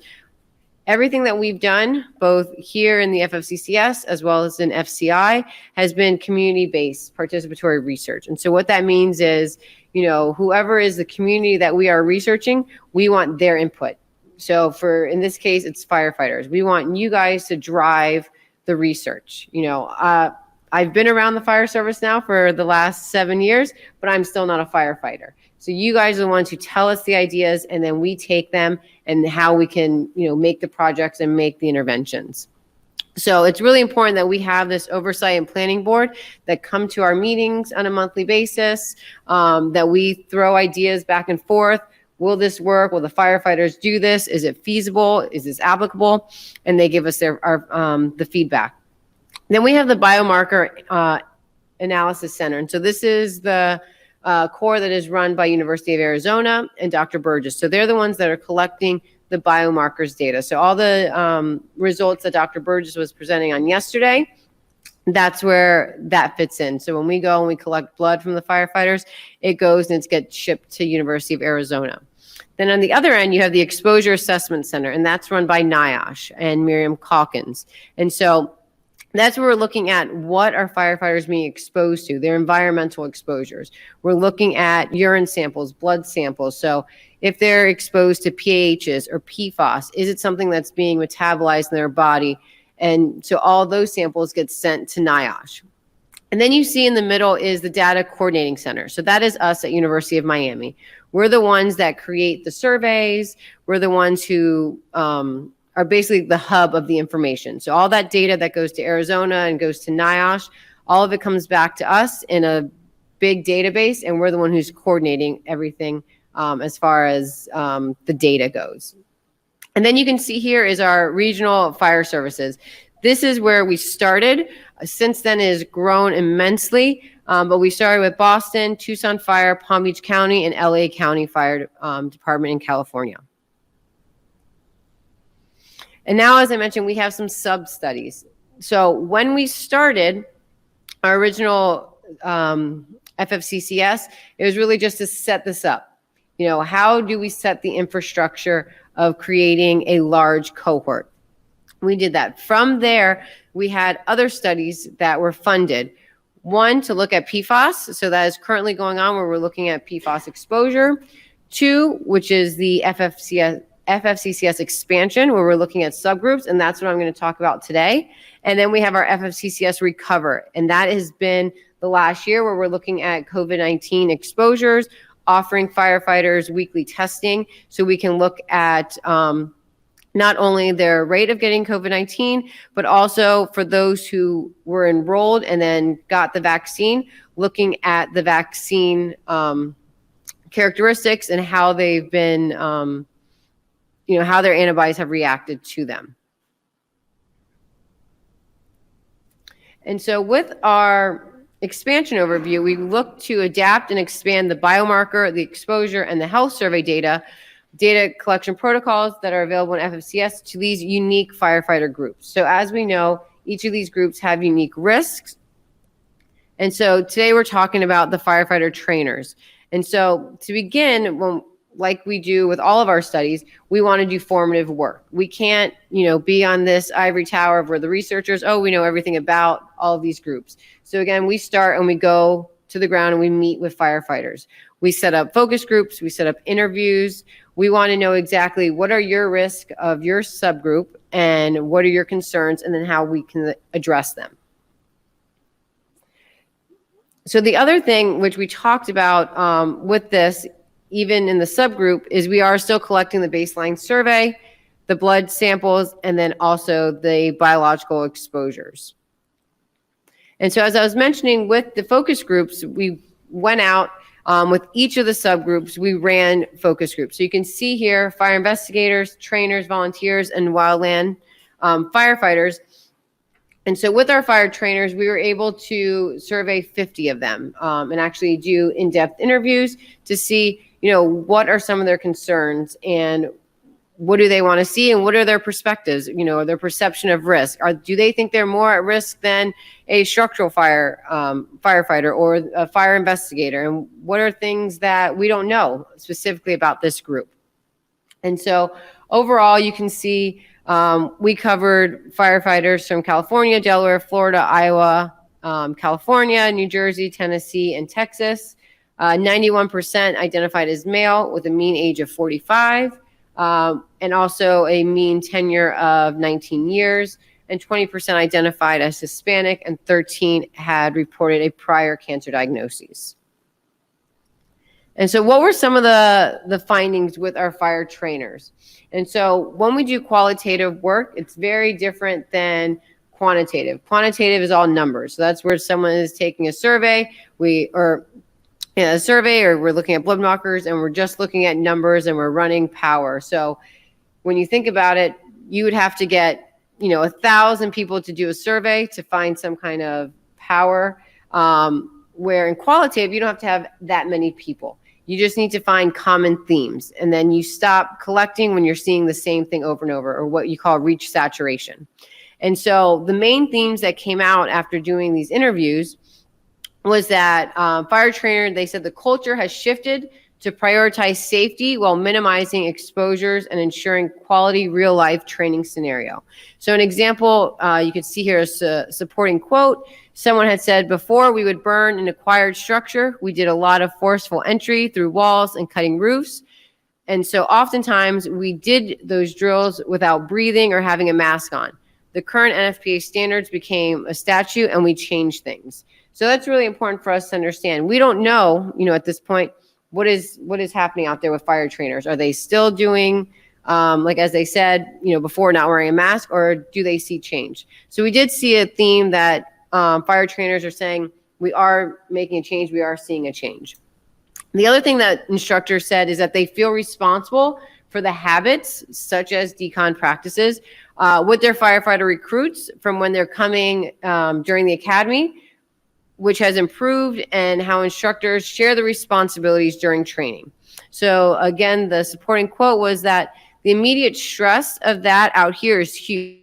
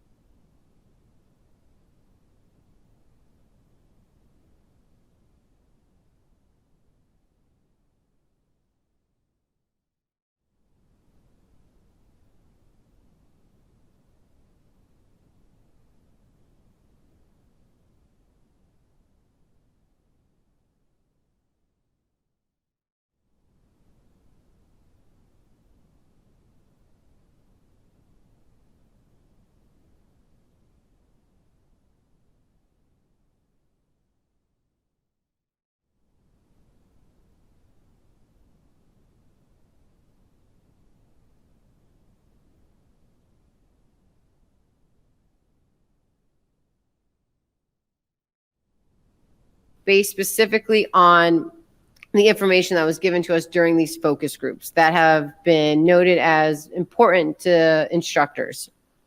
And so now going to the expansion, right now we are currently at 27 that we've collected blood from fire trainers. And now we're getting their surveys. So we have 5 surveys and then 13 for the urine collection. So our goal for blood draws for the BAC is that we get 50. And then also for the urine, our goal is 25. So we are almost there, about halfway for both. You know, with IFSI, we have those scheduled for 10 additional ones. You can see we have Arizona, Florida, IFSI, and California. So for anyone here, I know we talked about it a lot yesterday at the FFCCS meeting, but getting other departments involved and how we can get instructors involved and trainers involved to meet our quota. So the next thing I wanted to talk about was our PER system. So we just went through everything with the FFCCS, how we reached out to the instructors, how we've created the surveys, and now we are starting with the enrollment, collecting their blood and urine. And now shifting gears just slightly is with our FCI team and the personal exposure reporting app. So this is also offered at a national level and to the firefighters that are enrolled into the FFCCS. But what's great is that with the PR system, when we started this a few years ago, it was really just a general for your typical firefighter, not a subgroup of firefighter. Since we've started, they've actually changed it for anyone that's doing, who is a trainer and instructor, but also anyone that is going through training. So this was something, again, brought to us by the firefighters saying, you know, the app's great, but it's only allowing me to record if I'm fighting a fire. However, you know, we go to trainings once a month and I'm being exposed to X, Y, and Z, or I'm a fire instructor and there's nowhere for me to put that I'm doing a live burn, you know, once a week. So this is something that we've added. So a little background on the personal exposure reporting app.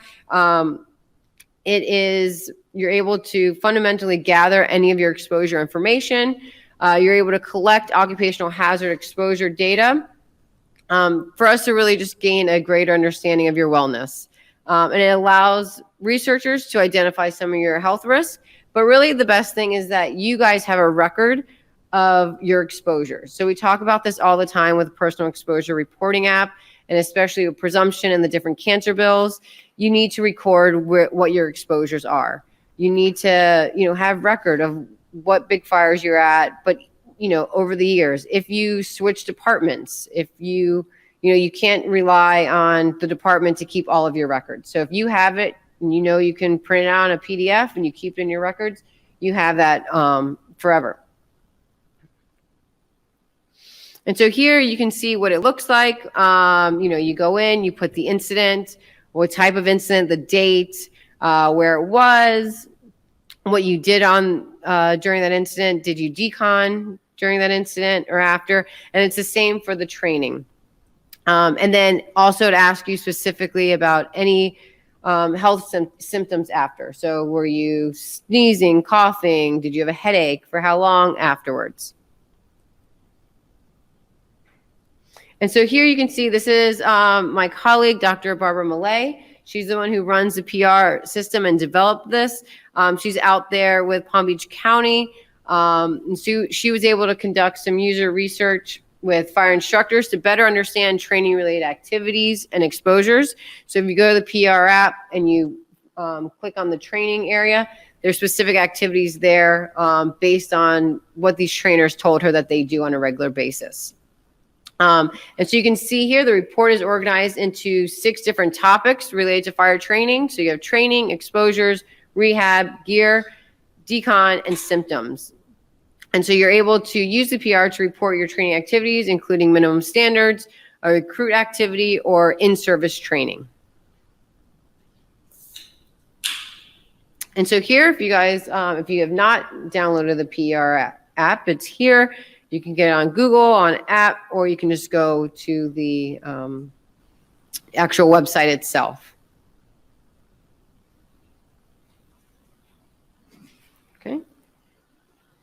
And that's it. So I'll open it up for discussions. If anyone has any questions. Oh, wait, hold on. Let them give you the mic so they can hear you online. Florida NFCS has the ability to document that due to pull them. Would that help to connect it? So we were able to quickly add that. So part of the exposure at the structure fires on scene, even to where if they did a live fire and a burn, you could pull the number because it is an exposure. It doesn't go down as an injury, but it can pull it down and say you were exposed at this call at that number. Is there been any discussion to help bolster that? Can you, sorry. So then a national incident fire reporting system has the ability to document. And it's forever. So once that goes in, that information for the employee could be pulled by report. So is your question, can we merge it? I couldn't hear. Yeah, no. Has there been any discussions with the state of Florida with Miami to help pull the information for you, or to push for everybody to start grabbing it? Because now that everybody has to put the structure fires in, and the training piece, what we're talking about, could just be any training would have to put it in the system, generate a call for it. Yeah, no, there hasn't been any discussion yet about merging them together, but I think that's a great idea since it's already being used. Okay, thank you.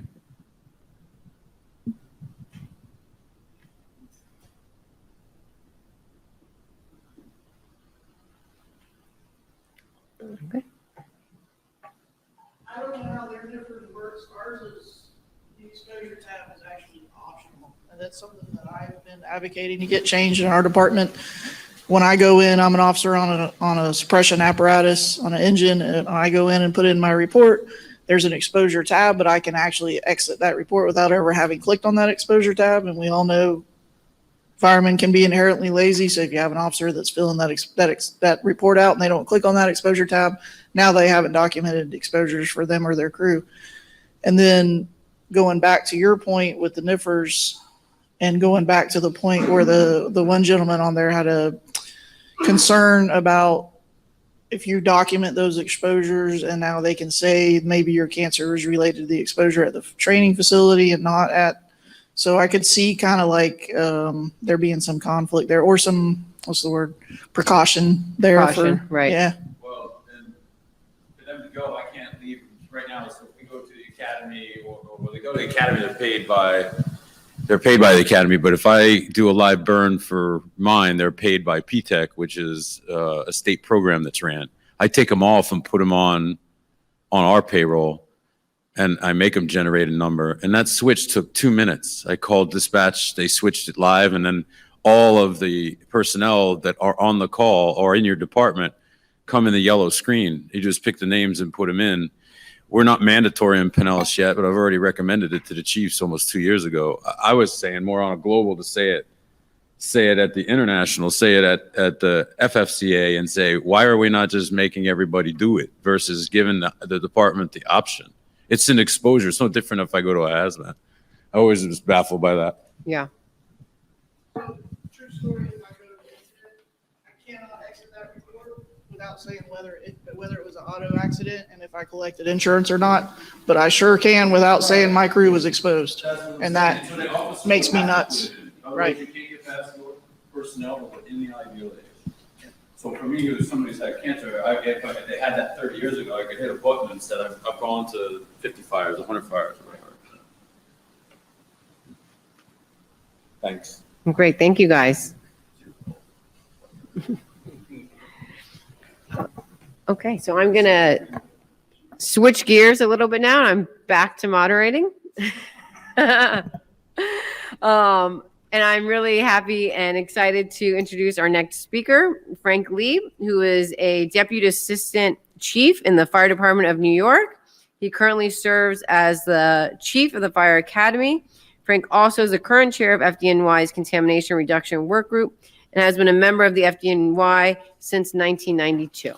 So without further ado, thank you for joining, and I leave it to you. Thank you, Natasha. Appreciate it. And Yeah. how about a round of applause for Natasha?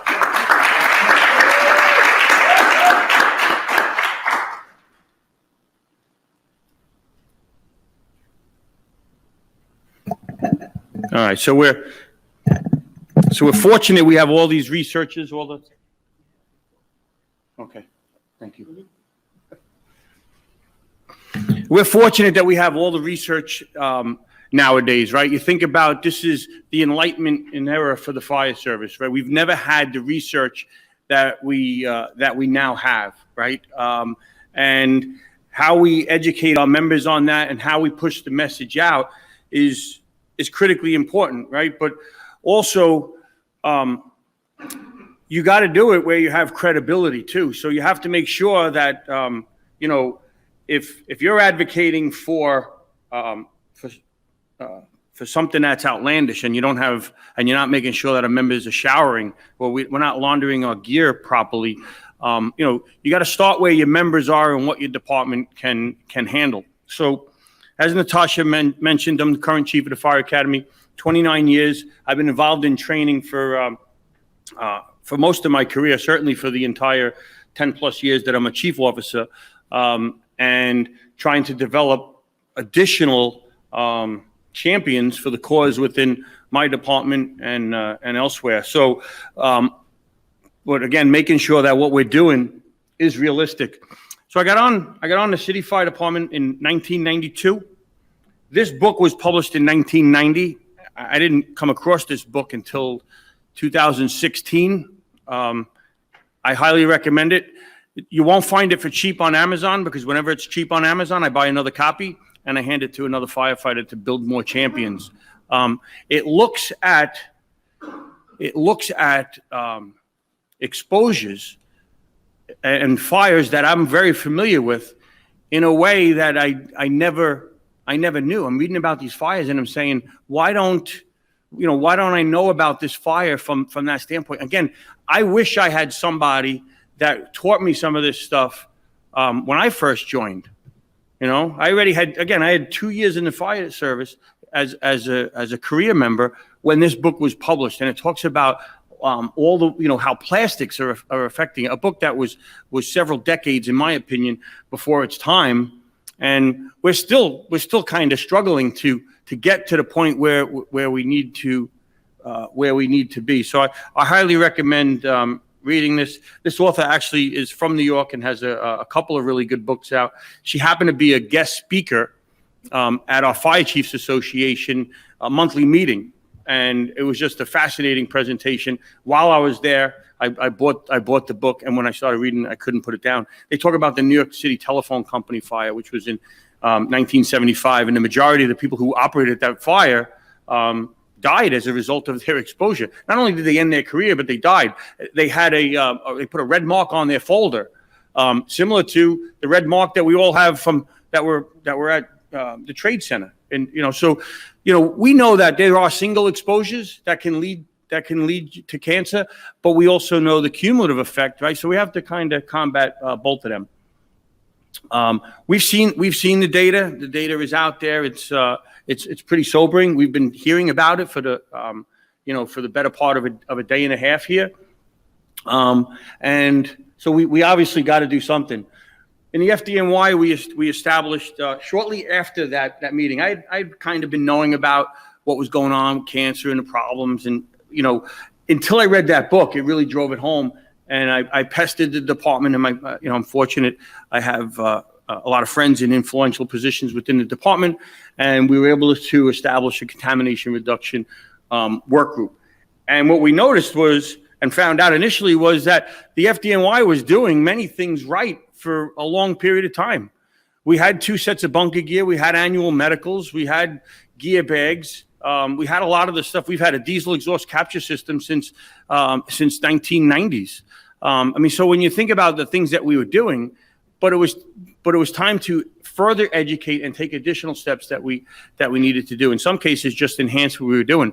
Our internal publication, WMIF, has an article from 1974 that talks about the separation of the fire apparatus area from the rest of the firehouse. 1974. I was 6, and that article was published. And it's just, so these articles get published, and they didn't really take any They didn't gain traction until much more recently. And many of you in this room have been involved with contamination reduction efforts long before I was. For me, it's around 2016. But we developed a team of all of the stakeholders, because that was critically important to make sure that the unions were on board, that the firefighters were on board, and our safety command, and really everybody from the chief of department on down, when we started to evaluate what we were doing. So, and I'm tired of this. I love the memorial that the IFF puts on in Colorado each year is amazing. I got to go in 2018 when my good friend Ed McDonough was added to the wall. Ed was 49, and he signs and symptoms of cancer that he shouldn't have had. If you go by when you should get screened for certain cancers, he didn't even make it to be 50 to be to get the screening. We'll talk a little bit more about him, but that's his wife and one of his children doing the stencil of his name on the wall. So what's going on? So this is a car wash fire from 2 years ago in Brooklyn in the FDNY, and it's a brushless car wash. So what's there to burn in a car wash? There's plenty, right? And there's plenty of stuff that using modern combustibles, right? All propane, petroleum derivatives and stuff. I mean, it's what's burning is different. Is it just affecting cancer? No, it's a change. I mean, you think about all the research that's going on, flow path, neutral plane, ventilation limited fires. These are all things, right? The accelerated fire scene. We're getting to this point faster. Ventilate a fire and don't put water on it for 5 minutes and see what happens. Just go to YouTube and you could Google it and you'll see what happens, because you'll get plenty of uncoordinated, just Google uncoordinated ventilation and you'll see plenty of examples of what I'm talking about. So there's a whole ecosystem that this affects. It's affecting our firefighting tactics. Our firefighting tactics must account. It must account for the change, and the change that we're seeing, that our members are getting more aggressive cancers, younger in age than they used to. Cancer's not new in the fire service. What's changed is the age and the aggression of the cancers that we're getting. Firefighters in their 30s and 40s didn't get cancer. 60s and 70s. For the general population, cancer numbers don't go up until you're above 60 years old. You heard Dr. Prezant this morning talk about the 9/11 cancers. He said we're going to get 3,000 more cancers in the next 20 years. 300 of them would be above what we would normally expect. Partially because as you get older, there's just a greater prevalence of cancer. But the cancers that we see now, both in our 9/11 firefighters and our non-9/11 firefighters, are in younger firefighters. So when we talk about soot and dirty gear, I mean, who's the only member of the fire department that when you see a salty dog firefighter that you think, wow, he must have some experience? Who's the only person? He's at the training academy. The new firefighter, right? If your gear is dirty, if I see you with dirty gear, I'll be like, brother, you have no idea the risks, but you're wearing that cancer on you, fine. But for the new firefighter, he thinks, wow, that guy has a lot of experience, right? Even though that guy, who knows how that gear was dirtied up? It could have been his 150th training fire, right? You think about the exposures that, we've spoken about that, the exposures that our trainers are getting. And our trainers, right, we have to do all we can to protect them. They are the salt of the earth people that are there to give back to the firefighting community. In my fire academy, the majority of my instructors have 10, I would say all of them have 10 years, and the majority of them have more than 20 years. These are senior firefighters that have seen a lot of fire duty. They're likely getting a greater exposure now than they do when they go work in their firehouse, because now they can be doing 4 or 5 burns in a single day, as opposed to if they have a busy day, 2 fires. So, we have to change the narrative on what we're doing there. So, and we've weaponized some of the data. I ran across this article. I mean, firefighters, we eat CO for breakfast. It's not a big deal, right? What do you got? I got 6 parts per million. So what? We can handle that. But if it's a radical form of CO, right? it leads to Alzheimer's, Parkinson, and multiple sclerosis. So there's other effects. So I don't mind. I'll start weaponizing data like that. This one as well. My son was going to college. He comes home with this book, Silent Spring. I had never heard of it. And I'm reading about it, and it talks about the chimney sweep and the 12-year-old that had occupational cancer from being a chimney sweep, because they would throw his little body down the chimney and he'd clean it, come out clean, everything's good. But it also, I'm reading his book, and everywhere where they're talking about pesticides, you could add firefighter or fireground contaminants, because a lot of the chemicals that are in the fireground are in pesticides. And it's interesting. So in the book, it says the road to cancer may be an indirect one. It can develop from exposures to chemicals found in fire smoke that may not be a known carcinogen. So you think about it. So it could affect the thyroid and lead to other different types of cancers or different diseases that we don't even consider yet. In 20 years from now, with the research at the pace it is, we're going to have a much greater knowledge base on what is causing this and some of these other things, Parkinson's, Alzheimer's, who knows what else it's doing.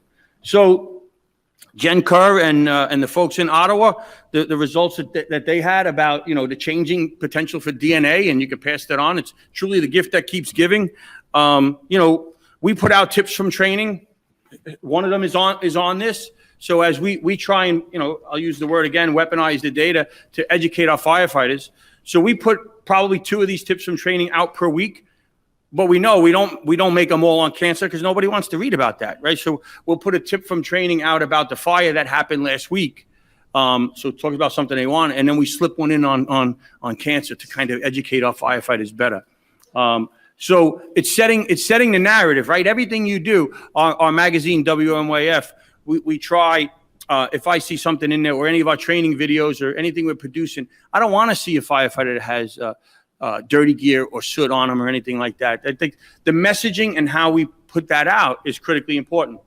The book that we put out a couple of years ago, Reduce Your Risk, which was because we saw other departments doing it. It was part of the narrative. I mean, you think of Healthy In, Healthy Out, the one from Washington State Fire Council and Beth Gallup and the folks up there. I mean, that's fantastic, right? So it's just continually having the message to make it where your firefighters are as healthy as possible and as clean as possible, and it's a clean picture. No one's dirty in this picture. So that all matters for the message. Another one. So the 1 in 204. So this is children of firefighters in a study done out at Kips Bay, Oregon, from as part of the National Fire Academy program. The guy did a retrospective study, and in his department and the surrounding departments, they had a 27.4 times increase in childhood cancers, children under the age of 18. Normally, 1.7 in 10,000 children will get cancer, unfortunately. But that was greatly increased. So I can tell you this: I joined the fire service knowing that I had an increased risk, whether it was from cancer or from getting caught in a collapse or whatever it was. I knew I had an increased risk. I did not sign up knowing that I would have an increased risk for my children. And that's not the only place that has that. You see stuff on the news occasionally. I remember a couple of years back, Honolulu had Hawaii had an area where they had like 3 firefighters that lived in different areas around the island, but their children all had cancers. And guess what? The most disturbing part of this, what kind of cancers do they have? They have the same cancers that firefighters have, blood cancers, blood type cancers. So again, we put out a tip from training on that as well, because like I said, I will do whatever it takes to try and protect my firefighters. And then what's over the horizon? The FDNY is very fortunate. We have a great relationship with the Naval Postgraduate School. We've sent more than 40 members to that program. I'm a graduate of it myself. And one of our members, Battalion Chief Daniel Sullivan, he wrote on nanotechnology. Fire service, we're not very good at determining what's over the horizon, right? Whether it's laminated I-beams, whether it's lithium ion, energy storage system, whatever it is, we got to see what's coming so we can best protect our firefighters. And so when the nanotechnology burns, and that enables us to build stuff really, really big and really, really small. So you breathe that in, gets in your lungs. So how do you protect yourself from that? Wear your SCBA. It turns out that simply wearing your SCBA is going to protect you from that. So little things like that we need to take care of. So I'm not sure if this is going to play.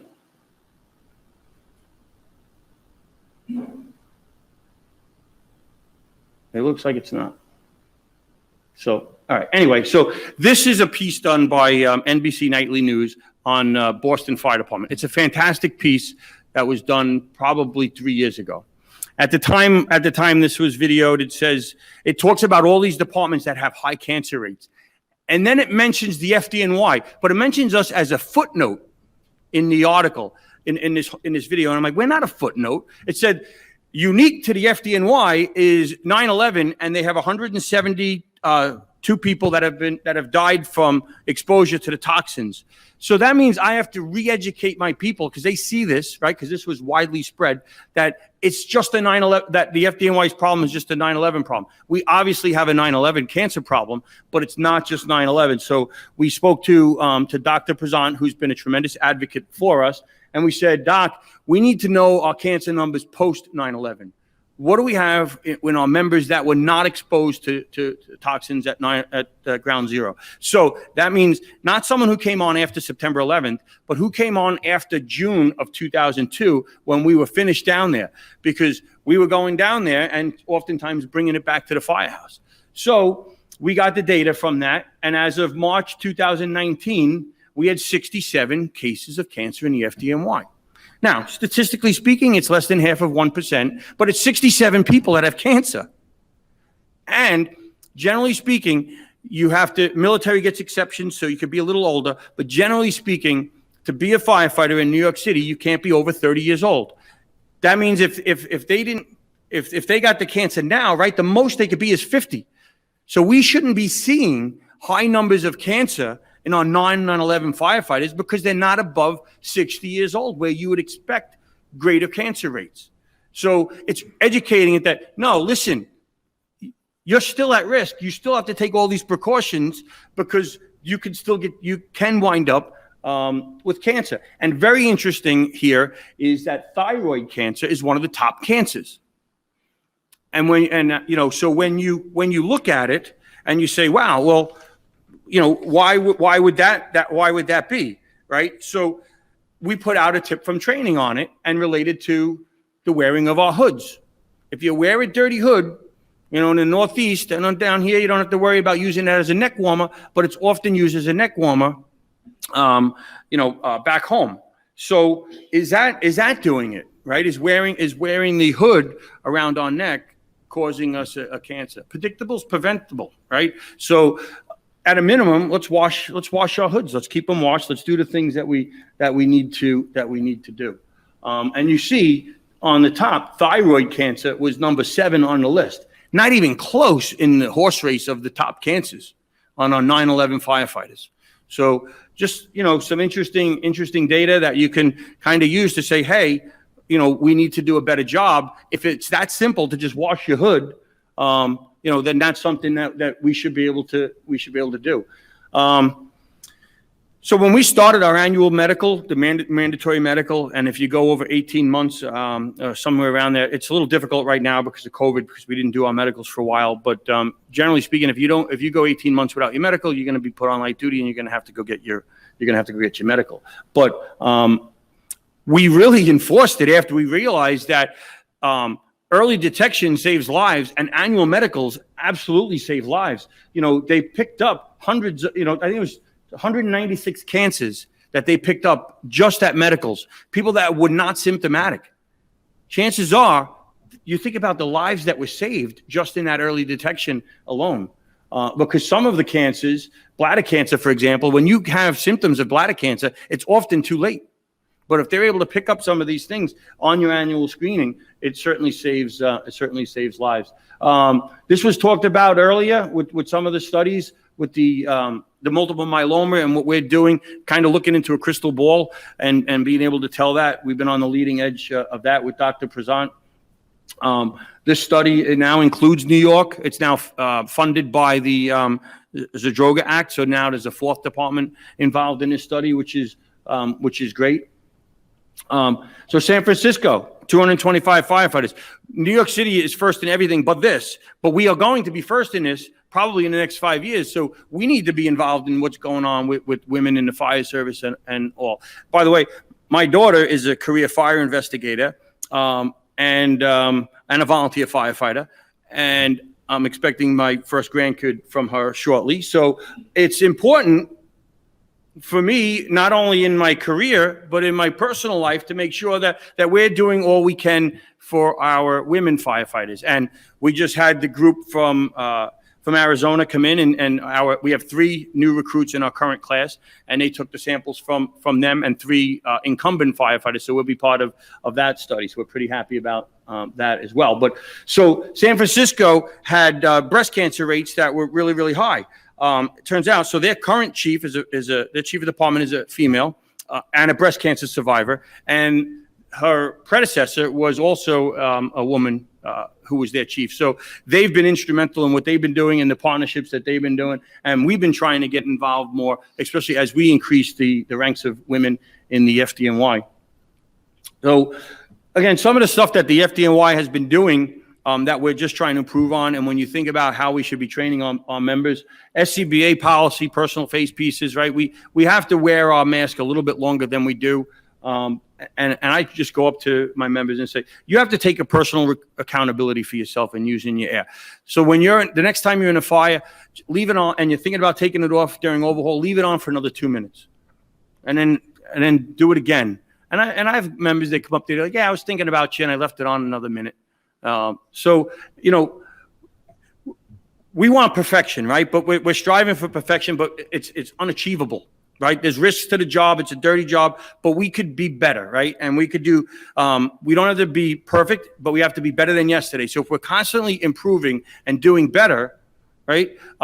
There's times where it's an extended operation. I was at a fire last month. I was there for 8 hours. I'm going to be exposed. That's just the way it is. I knew that signing up, but I got to better manage that exposure and better manage getting people off the fire ground and rotating my people out as best I can. But there's going to be times where you simply can't do it. So I'll use a term from our radiation training, ALARA, as low as reasonably achievable. And if we keep that in mind and we do the best we can and we're constantly striving to be better, then we will be better, while we're concentrating on maintaining our core mission of fire extinguishment and preserving life and property, right? Because you can't lose sight of the core mission why we're here, but we can make sure that we're doing it in as safe as manner as that we possibly can.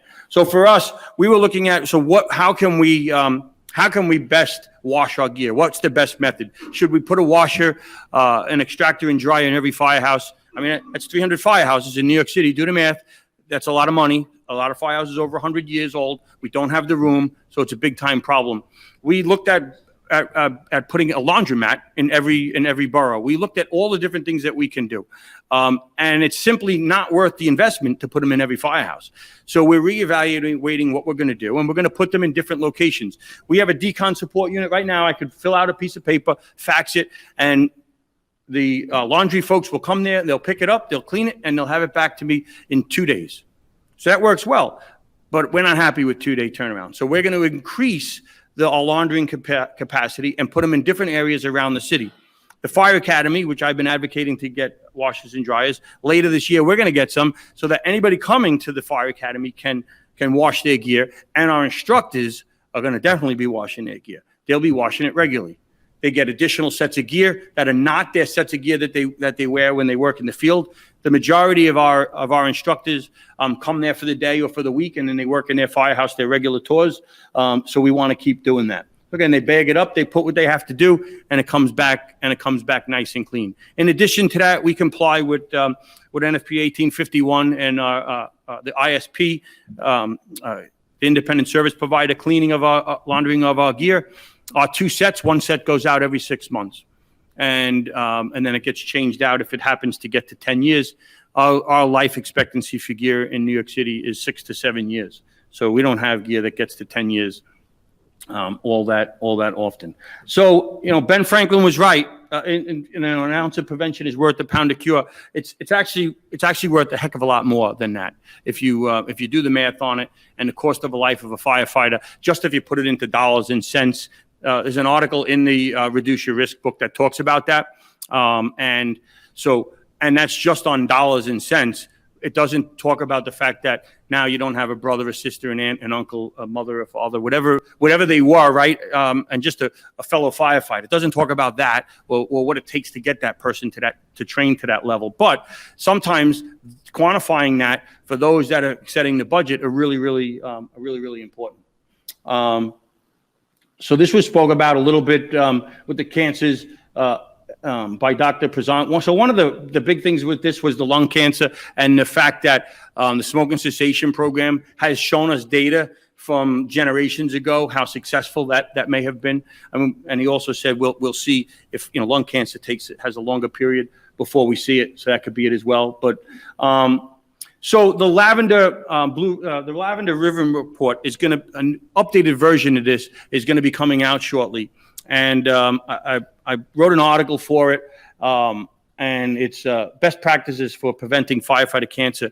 And one of my good friends, Lieutenant Jim Yearsley in the FDNY, he's got 32 years now. I remember a battalion chief told me, I wish I had 20 Jim Yearsleys because he's the perfect fire officer that you want. And I asked him, I said, he draws sometimes, and I told him, I said, Jim, I need you to draw me a drawing that goes with the article, and this is what he came up with, and it's the choice is yours. It's navigating the iceberg. So we know, are we going to continue to head towards the iceberg and realize all these unrealized cancer deaths, the 90% of the iceberg that's under there? Are we going to hit into that, or are we going to have best practices that we're able to navigate around that iceberg? So Jim is a cancer survivor. And what's important to you? So there's Jim in the middle, in the bottom with the in the bunker gear, and a couple pictures of my kids and some of my probies, my wife. What's important to you? You got to make it personal to your firefighters and make it where that they are going to do the things that they have to do and make their own commitment. At the end of the day, we all have to be responsible for taking care of ourselves. Now, making sure that someone doesn't wear bunker gear in the living areas of the firehouse, that's something that we need to enforce because your actions can affect everybody else if you're doing that. But if you're not wearing your breathing apparatus on scene, you're predominantly hurting your health. We may lose presumptive coverages down the road where we're not using equipment that's given to us. That's a topic for another day. But we have to stress that all members have to make the commitment to take care of their own health. So I'm going to run through a couple of best practices and kind of talk about them more on how we should be implementing these. We all know this, right? We got to make sure that we're using our SCBA, car fires, dumpster fires. Anytime we're operating.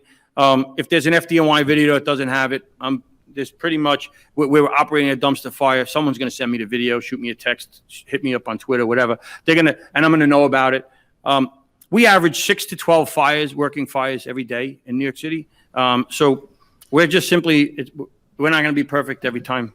Whether it's we didn't wear our SCBA or we didn't put the rigs in the proper position or we didn't coordinate ventilation with suppression quite the way we should have,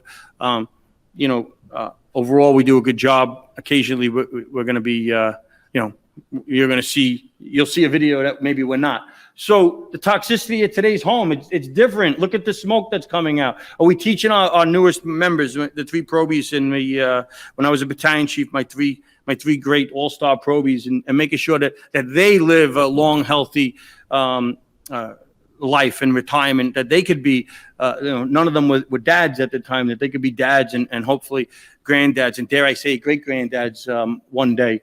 But, making sure that we do that. Gear bags when we're transporting PPE to minimize cross-contamination. We simply, we should not be watching a firefighter put his gear in the trunk. I saw a firefighter put their gear in the trunk right on top of a baby stroller. And I'm thinking, He didn't know any better, right? So you're just telling him of the education of it. And I'm that guy, right? I'm the cancer guy. So I'm like, I got to tell you, you can't do that. Like, go get a bag. Just, come on. You don't want to bring this home. You don't want to bring it home to your family. And if you have gear bags, you don't want to store it like it is on the right. Get a container, get something, store it, because you don't want the gear bag to be worse than the gear. And if you're not storing it properly, then that's what you're going to wind up having. So, so that's something that we want to make sure that we have. And it turns out, like this firefighter, he was a seated chauffeur. He never used his gear bag because he never worked in another firehouse. He had 30 years on the job. There's no way they were sending him to go work in another firehouse. So it was a gear bag that wasn't properly maintained because no one was gonna use it. But so I just had to give you the backstory that's not how they're done. Do not store bunker gear in your car or home.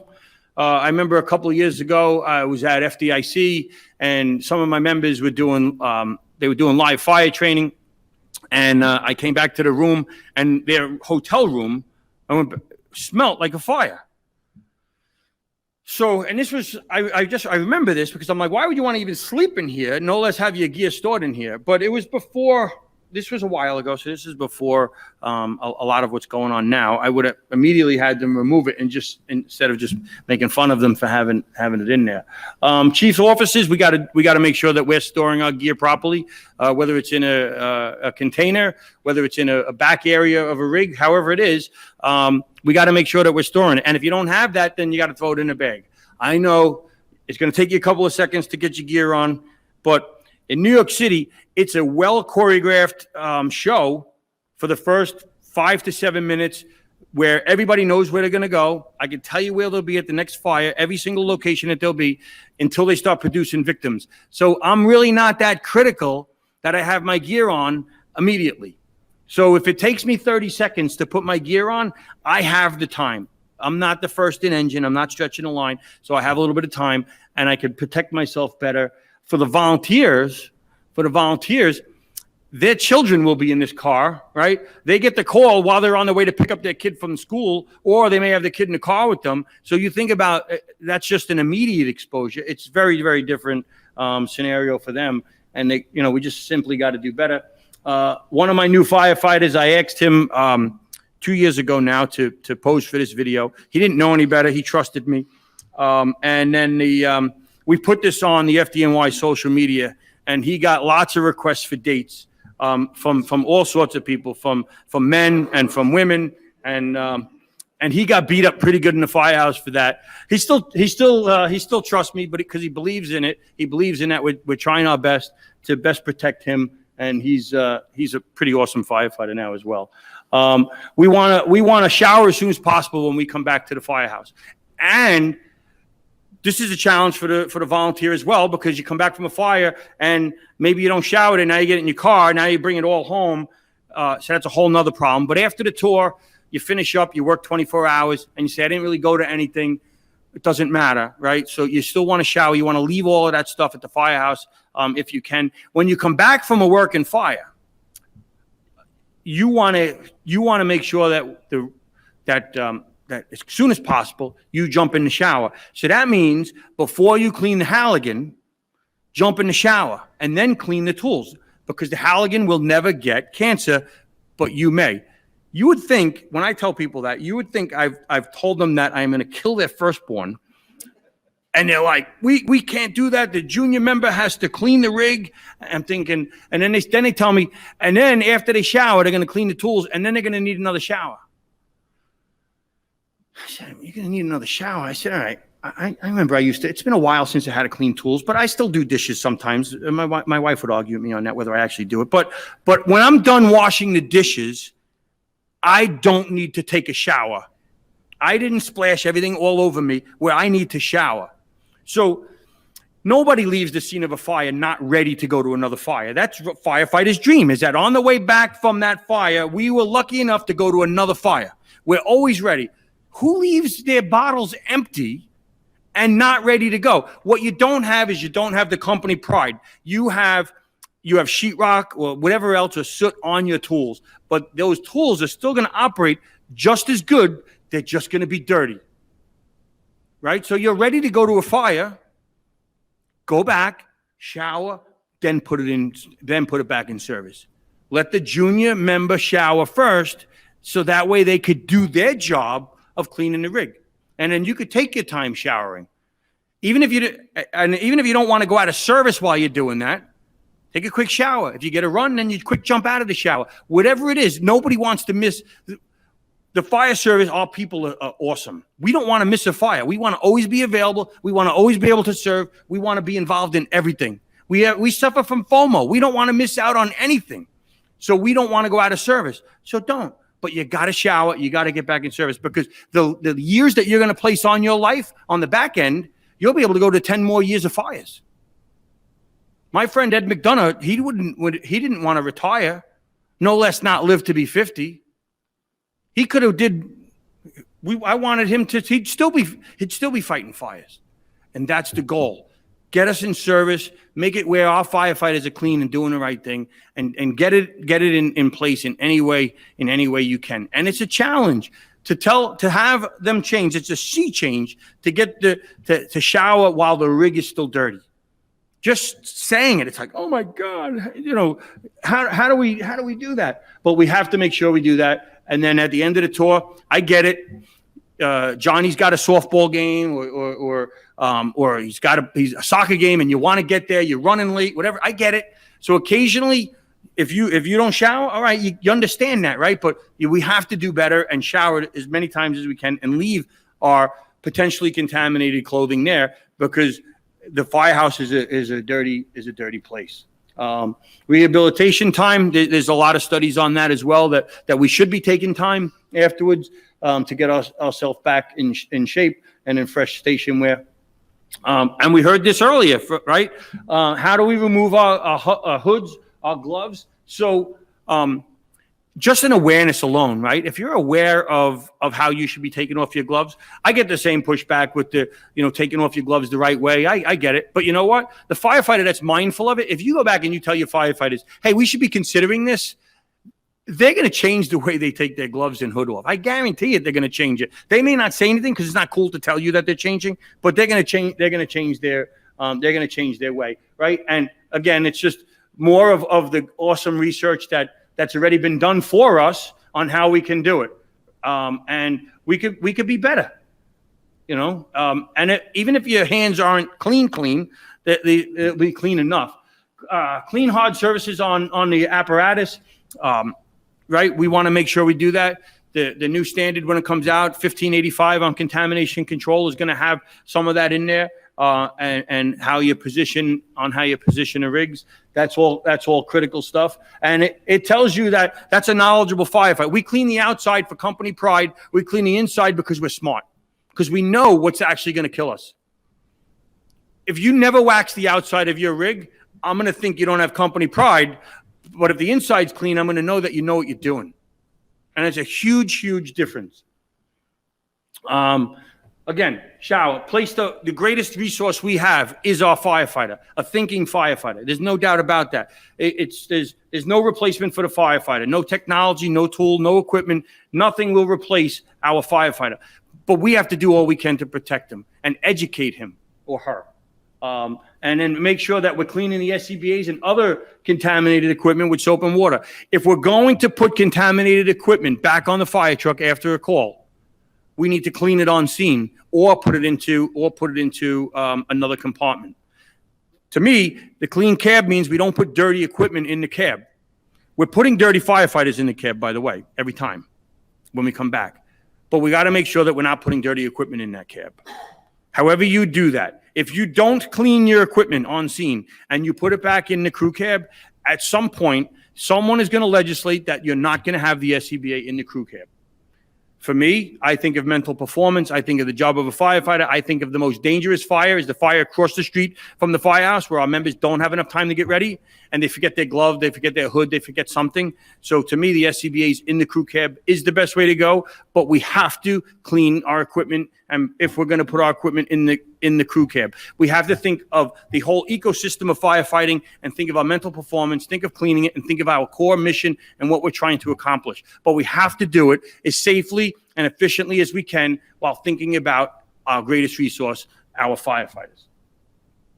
So the barriers to implementation, one of the greatest champions we have in the FDNY is my good friend John Hasney. I convinced him to go to the Naval Postgraduate School.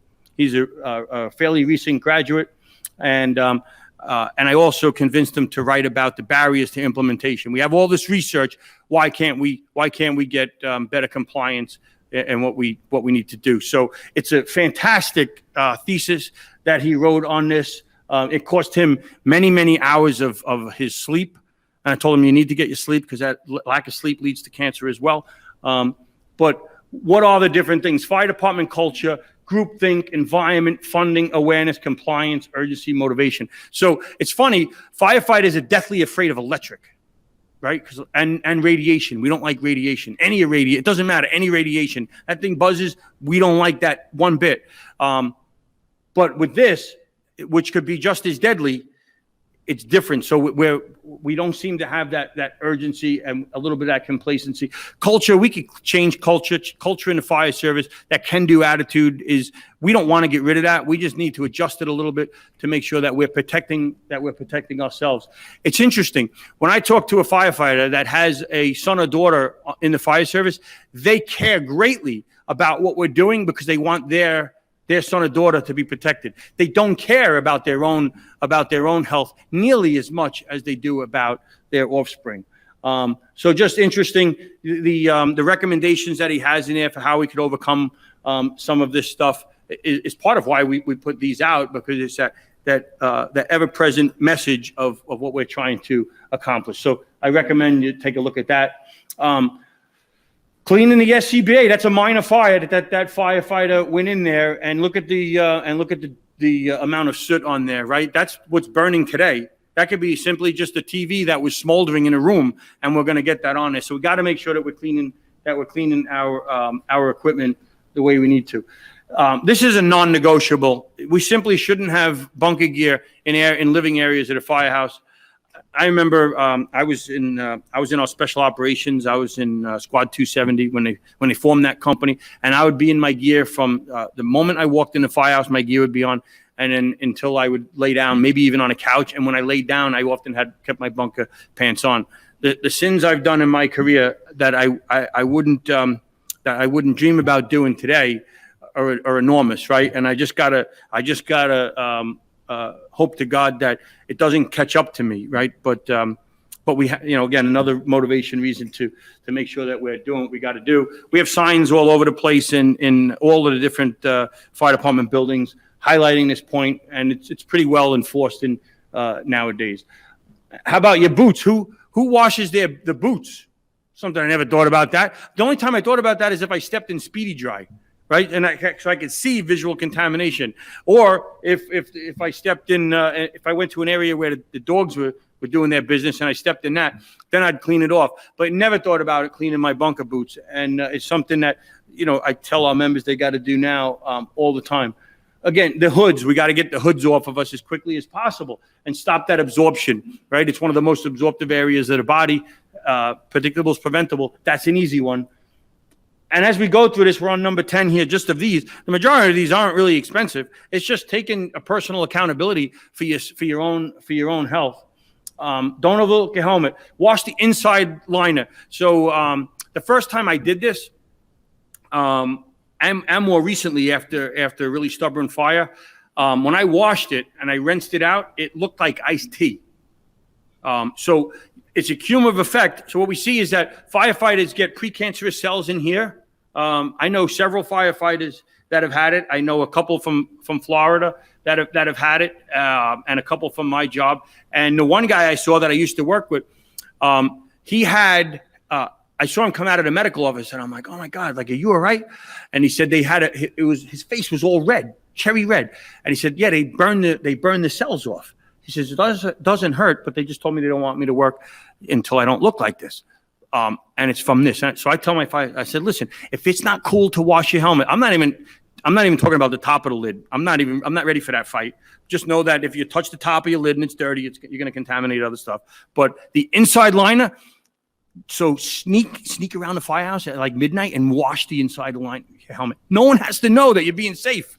No one has to know it. Just do it. Clean it. and then you'll be good to go, right? And no one will even know. The line of dry is like remarkably quick. So you could get a run 20 minutes later, and it'll be mostly dry. Or just do it at the end of your tour. But then at the end of your tour, other people are going to see it. So you may not want everybody else to see that you're being healthy and clean and safe. For some reason, right, if that's a stigma, and I've seen it in some departments where they say, oh, yeah, I can't do that. I'm like, what do you mean you can't do that? In my department, I could clean it, which I do, but I could also go to our quartermaster and they'll replace the inside if I want. So I have several options to do that. We got to do the best we can for on-scene decon and remove the PAHs and the other contaminants to the best we can. We know that the VOCs, the volatile organic compounds, if our gear is aired out on scene for 20 minutes, we know that the majority of those are dissipating. So if nothing else, that's helpful. And we should strive to not have that gear inside of our crew cab. So I'm hoping this one will play. Nope. Do we have any of the videos able to play?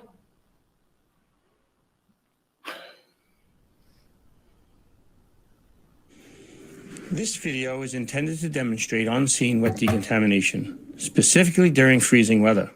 At a minimum, this video should be a starter, at least for the conversation in your department to begin on-scene decontamination. This video was filmed on the morning of December 7th, 2018 in Beaver Creek, Ohio, with an outside air temperature of 17 degrees Fahrenheit. It was during the research burns for UL's Fire Safety Research Institute, the FSRI, which are part of the study of coordinated fire attack using acquired structures. What you see is firefighters getting decontaminated from the contaminants, soot and smoke, from the research burn that had just been completed. Notice you see the firefighters, still on air, walk over to the decon area that was pre-established. Staying on air provides added airway protection from the off-gassing gear. You will also notice that the firefighters performing decon are not wearing an SCBA. SCBAs would be needed if they were conducting dry decon where fireground contaminants would be airborne. The firefighters will get wet down with a garden hose. This is the first step in the process to wet down and rinse off visible fireground contaminants. The firefighter then proceeds to the next step, which is the application of a soap and water solution to the member's gear. This solution is made up of dish soap, approximately 2 teaspoons, and water. It is made in a 2-gallon pump sprayer and then applied to the firefighters requiring decontamination. Alternatively, this can be accomplished using a 5-gallon bucket with a solution of dish soap and water, using 2 gallons of water with approximately 2 teaspoons of dish soap. They then scrub the firefighters using an industrial scrub brush and scrub hard enough to effectively agitate the solution to produce bubbles. The agitation of the brush, coupled with the water and dish soap solution, is the key to removing harmful contaminants. Wet decon has been reported through research to be the best method to quickly remove contamination from the outer shell of the gear, with an 85% median reduction. This 85% median reduction is the midpoint, with some contamination removal above and some below 85%. There may be many causes for this, such as firefighters performing decon that understand the important responsibility to properly protect their brother and sister firefighters and perform thorough decon correctly. A company of 5 firefighters can typically be deconned completely in less than 5 minutes per company, using only a couple of firefighters. For a more efficient decon, it is best to have a decon officer supervising the operation and directing firefighters around to each of the stations. Importantly, we are using a garden hose. One of the problems that we see with a larger hose or booster line is that the larger hose streams tend to saturate the gear and drive water into the interface and closure openings of the gear, such as the glove sleeve interface, the front jacket closures, and under the coat and at the collar. Large quantities of water are not needed, and a garden hose is preferred. The outer shell of the gear does provide some protection from liquid, and the second layer of the 3 layers of our gear, the moisture barrier, is specifically designed to provide liquid protection and prevent liquids from reaching the wearer's skin. Once the firefighter is appropriately scrubbed down, the member continues to the next step and is rinsed off until no suds remain on the gear. Once the member is rinsed off, the next step is to come off air and be directed to a pre-designated rehabilitation area. In this video, you see the firefighter walk to and enter a warming tent that was set up. It is at this point that the member removes their gear. As closely as possible, remove firefighter gloves the same way you would remove blood-soaked EMS gloves. Continue to further decontaminate using a designated decontamination wipe. You will also notice that the firefighter is not wet from the water used during decon. He is wet from perspiration, and this is the key reason a tent with a controlled environment is an important part of decon and rehabilitation. The firefighters remain in rehabilitation until they are cleared to return to duty or released from the scene. Following the release from the scene, members must shower and change into clean station wear as quickly as possible to further reduce exposure. A few additional points for consideration. When possible, it is best. So anyway, firefighter Mike Bowman at the time didn't have any children. He now has, back there. He now has a couple of children. He was able to go on and do another burn that afternoon. To be clear, I do not recommend doing on-scene wet decon in 17-degree weather. From doing decon many times all around the country, I think that if the forecasted weather is going to be 40 degrees or greater, then we should be at least considering on-scene decon. Obviously, if there's heavy rain, there's lots of other reasons that you may not do it. Also, you saw that the members doing decon did not have breathing apparatus on, and simply I wasn't making stuff up. Everything we got was from the research, and the research didn't address whether the members doing the on-scene wet decon should have on breathing apparatus. So if you have staffing that's going to be on SCBA, that's great.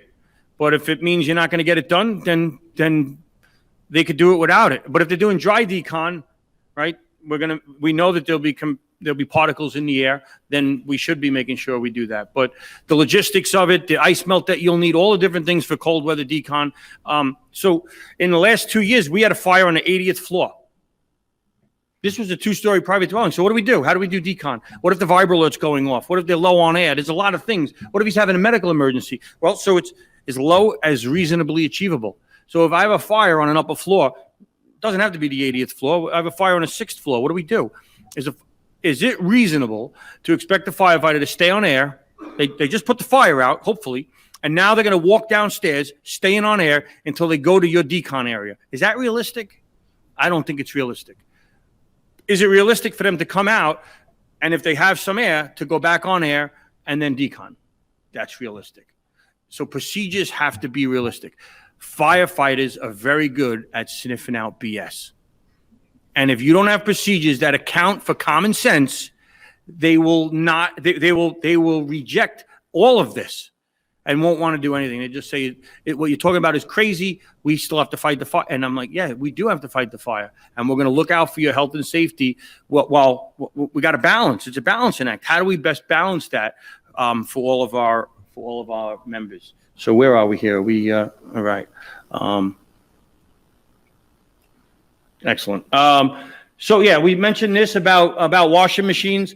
So for many years, our Rescue One in Manhattan has had their own washer. In fact, they bought the washer in 2001, and then they made their own makeshift drying rack, which we now support what they're doing there, and we try and get them what they need. But you think about it, your members that are in special operations companies that go to every fire, their exposure is going to be even greater than many of your other members. So we have to make sure that we're accounting for that and doing all we can to best protect them.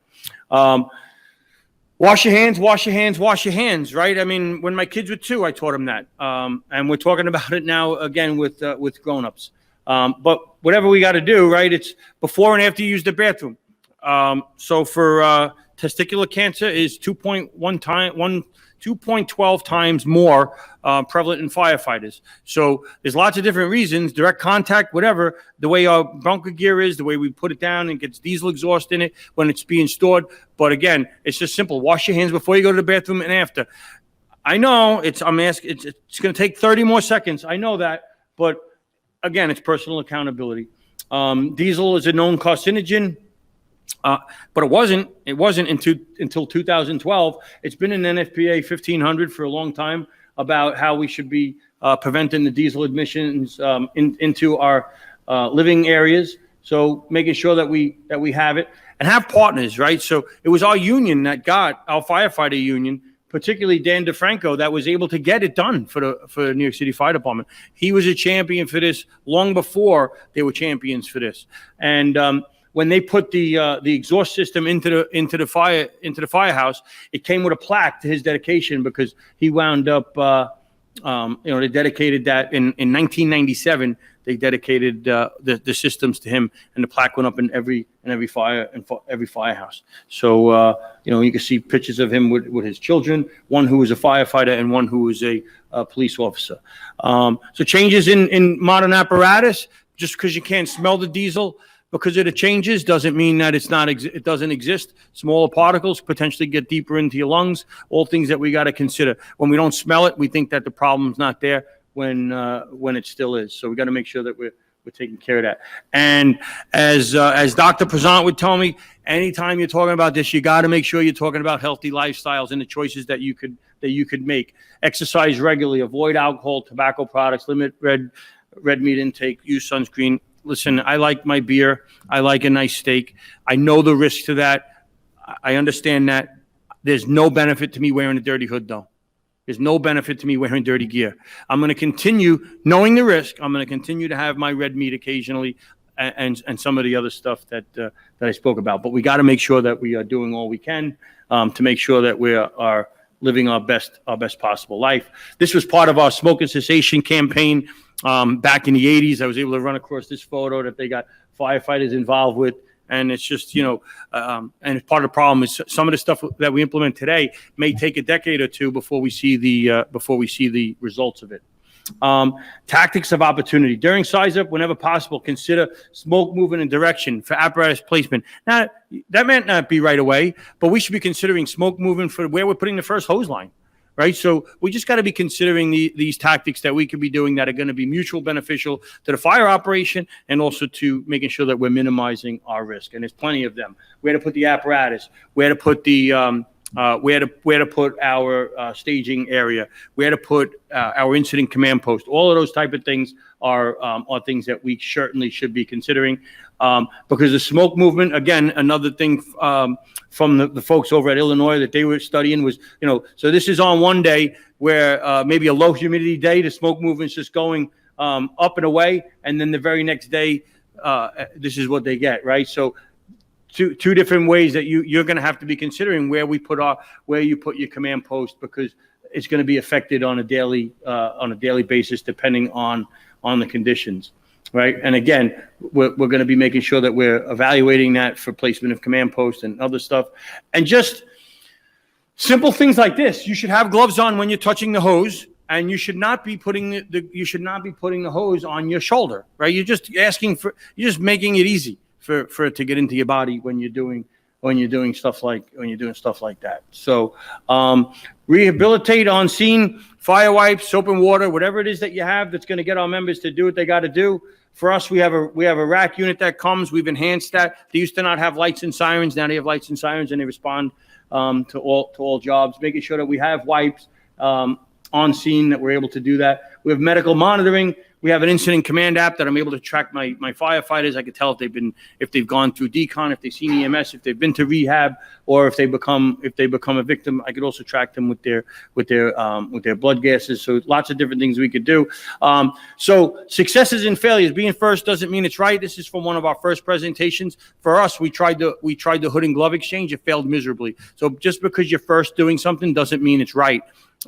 We are intentionally a very conservative fire department. We don't jump to the latest thing that anybody's touting. We make sure that we're going to get a significant return on our investment, and piloting that and realizing on a small scale that it didn't work. And it was simply because members wanted their own hood, right?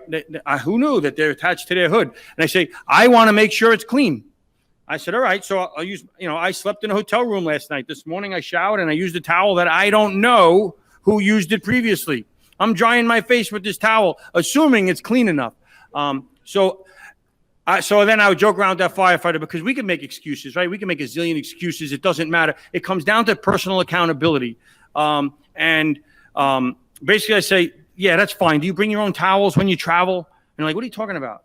And then I'll tell them that story. And then they usually just walk away in frustration. Because I'm ready for that. I'm ready for that question. But, again, it's education from day one at the Fire Academy. It includes instructors. It includes your training material. It includes your publications, everything that you're putting out, right? Optics are critically important to what we're doing. At the Fire Academy during COVID, we had these sinks made up. So it was great. I had lots of proposals that I wanted to do, and that were for cancer initiatives. I just changed them from cancer to COVID and was able to get funding for lots of things, such as this. And we'll simply lose more firefighters to cancer than we'll lose to COVID, right? I mean, you think about it, how many names we put on the wall every year. But whatever, however I got to get it. And, and I get made fun of this because I made sure, I said, you got to put mirrors on it, because the firefighters have to see that they have soot on their face. And if they're not able to see that, then they're not going to think it's important. So this is out. If we're doing a live burn at the Fire Academy, these are out all the time. Obviously we don't have them on the scene, but we have soap and water and wipes and whatever on the scene that we got to make sure we do. So, that we're doing it. So, we need leaderships to be a champion for the cause, be passionate. Brian, the video, one of the videos, if I had like all day, would be his presentation. Are they bugles or are they plunges or bugles? It's fantastic, and he did it like 10 years ago. It's just an amazing presentation that everybody should see. And the challenge is, when you're a new officer, you no longer have a choice whether you want to enforce rules and regulations. When you're a leader, that is your sworn duty and responsibility and obligation. So you just can't say no anymore. And one of my good friends gave me this book to read, and this is by far, I finally got to meet this guy, by the way, Richard Gasway. He's pretty good guy. And I had been using this quote for a long time before I met him. But it's not my job to be popular. It's my job to keep my employees safe. And if they don't like my decisions that ensure their safety, I'm not going to lose any sleep over it. They could hate me for the balance of their long and healthy lives.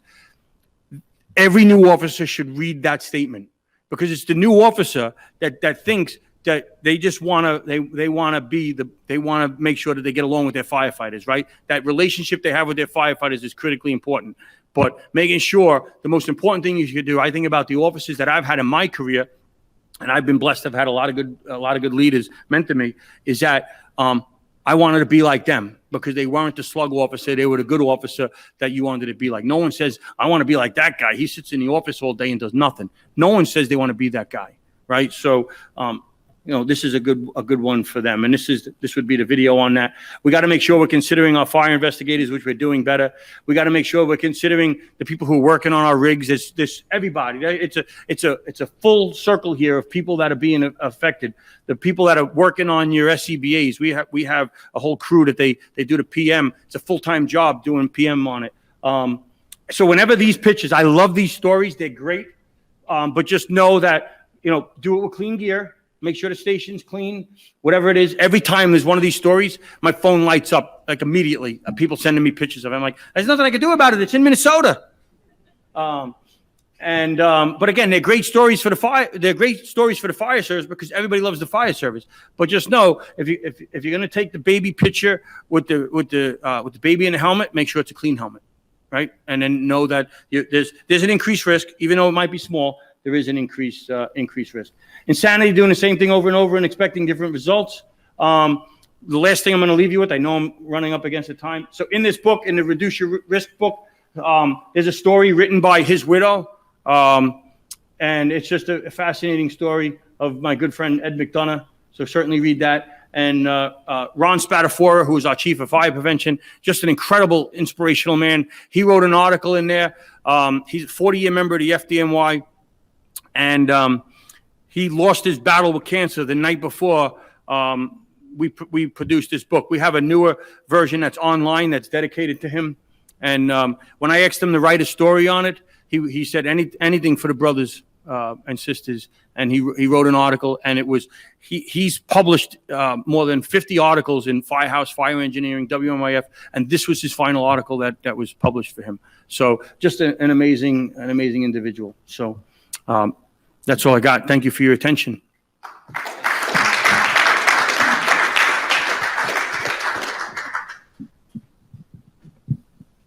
Any questions?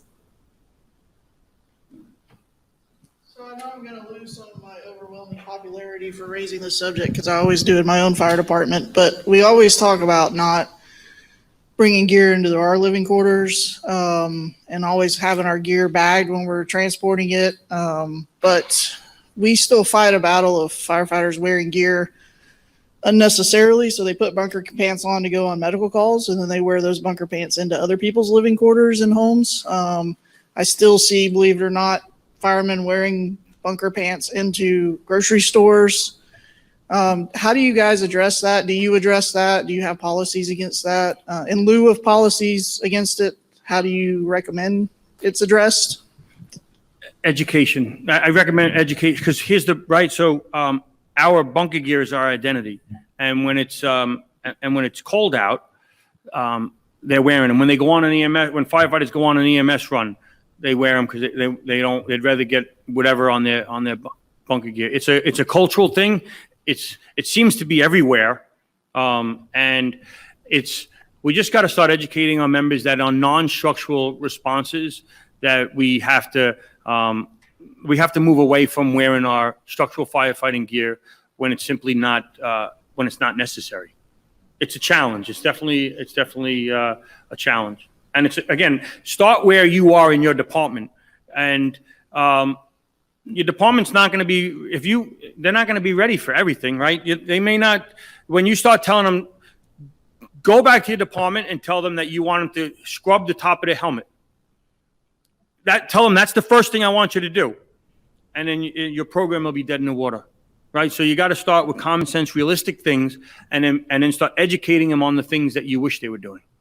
Because you can't, if you go back and you say, I just saw this great presentation. I just spent 2 days at this seminar. I'm going back. I'm ready. I'm going to make 50 changes. Don't do that.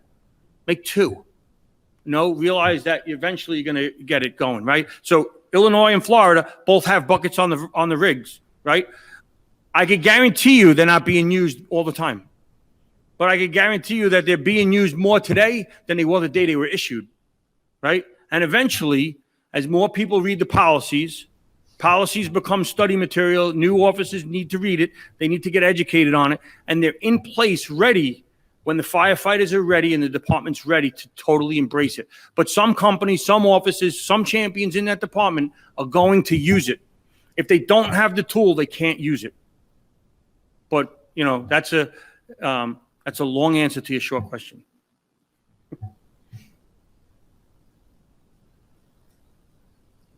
Anyone else? Well, Thank you so much. It was a great presentation.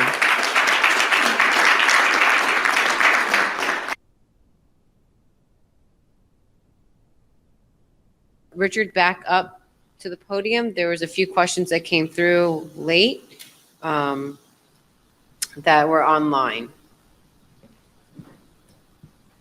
So how important is it for firefighters to have 2 sets of PPE to ensure appropriate cleaning?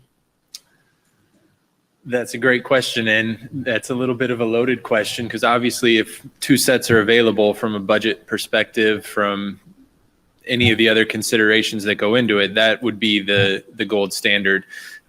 Realistically, with the 70-75% of fire departments being volunteer fire departments, the budget restrictions, that's not always possible.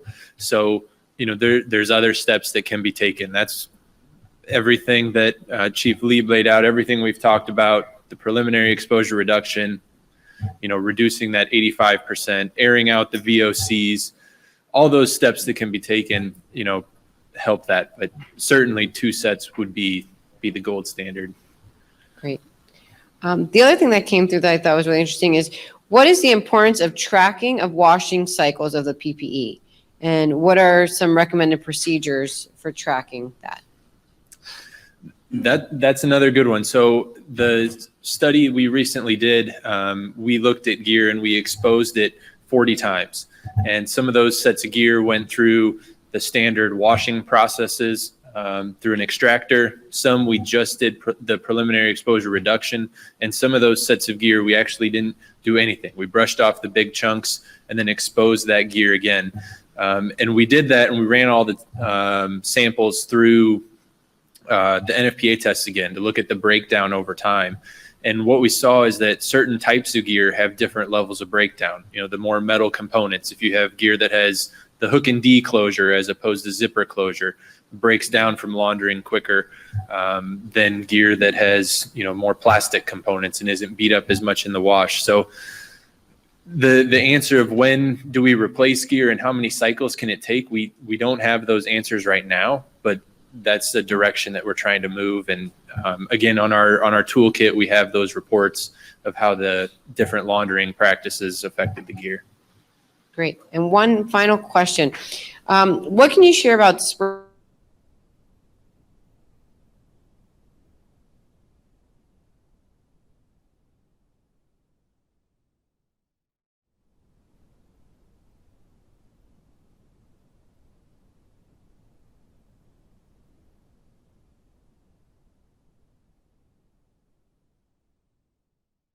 That is the final question, and that is what concludes this session. So we're going to have a 15-minute break. We'll meet back in the main room at 4 o'clock for one last panel session. It'll be a summary of all the different groups that were going on at this time, and that's it. So thank you guys so much.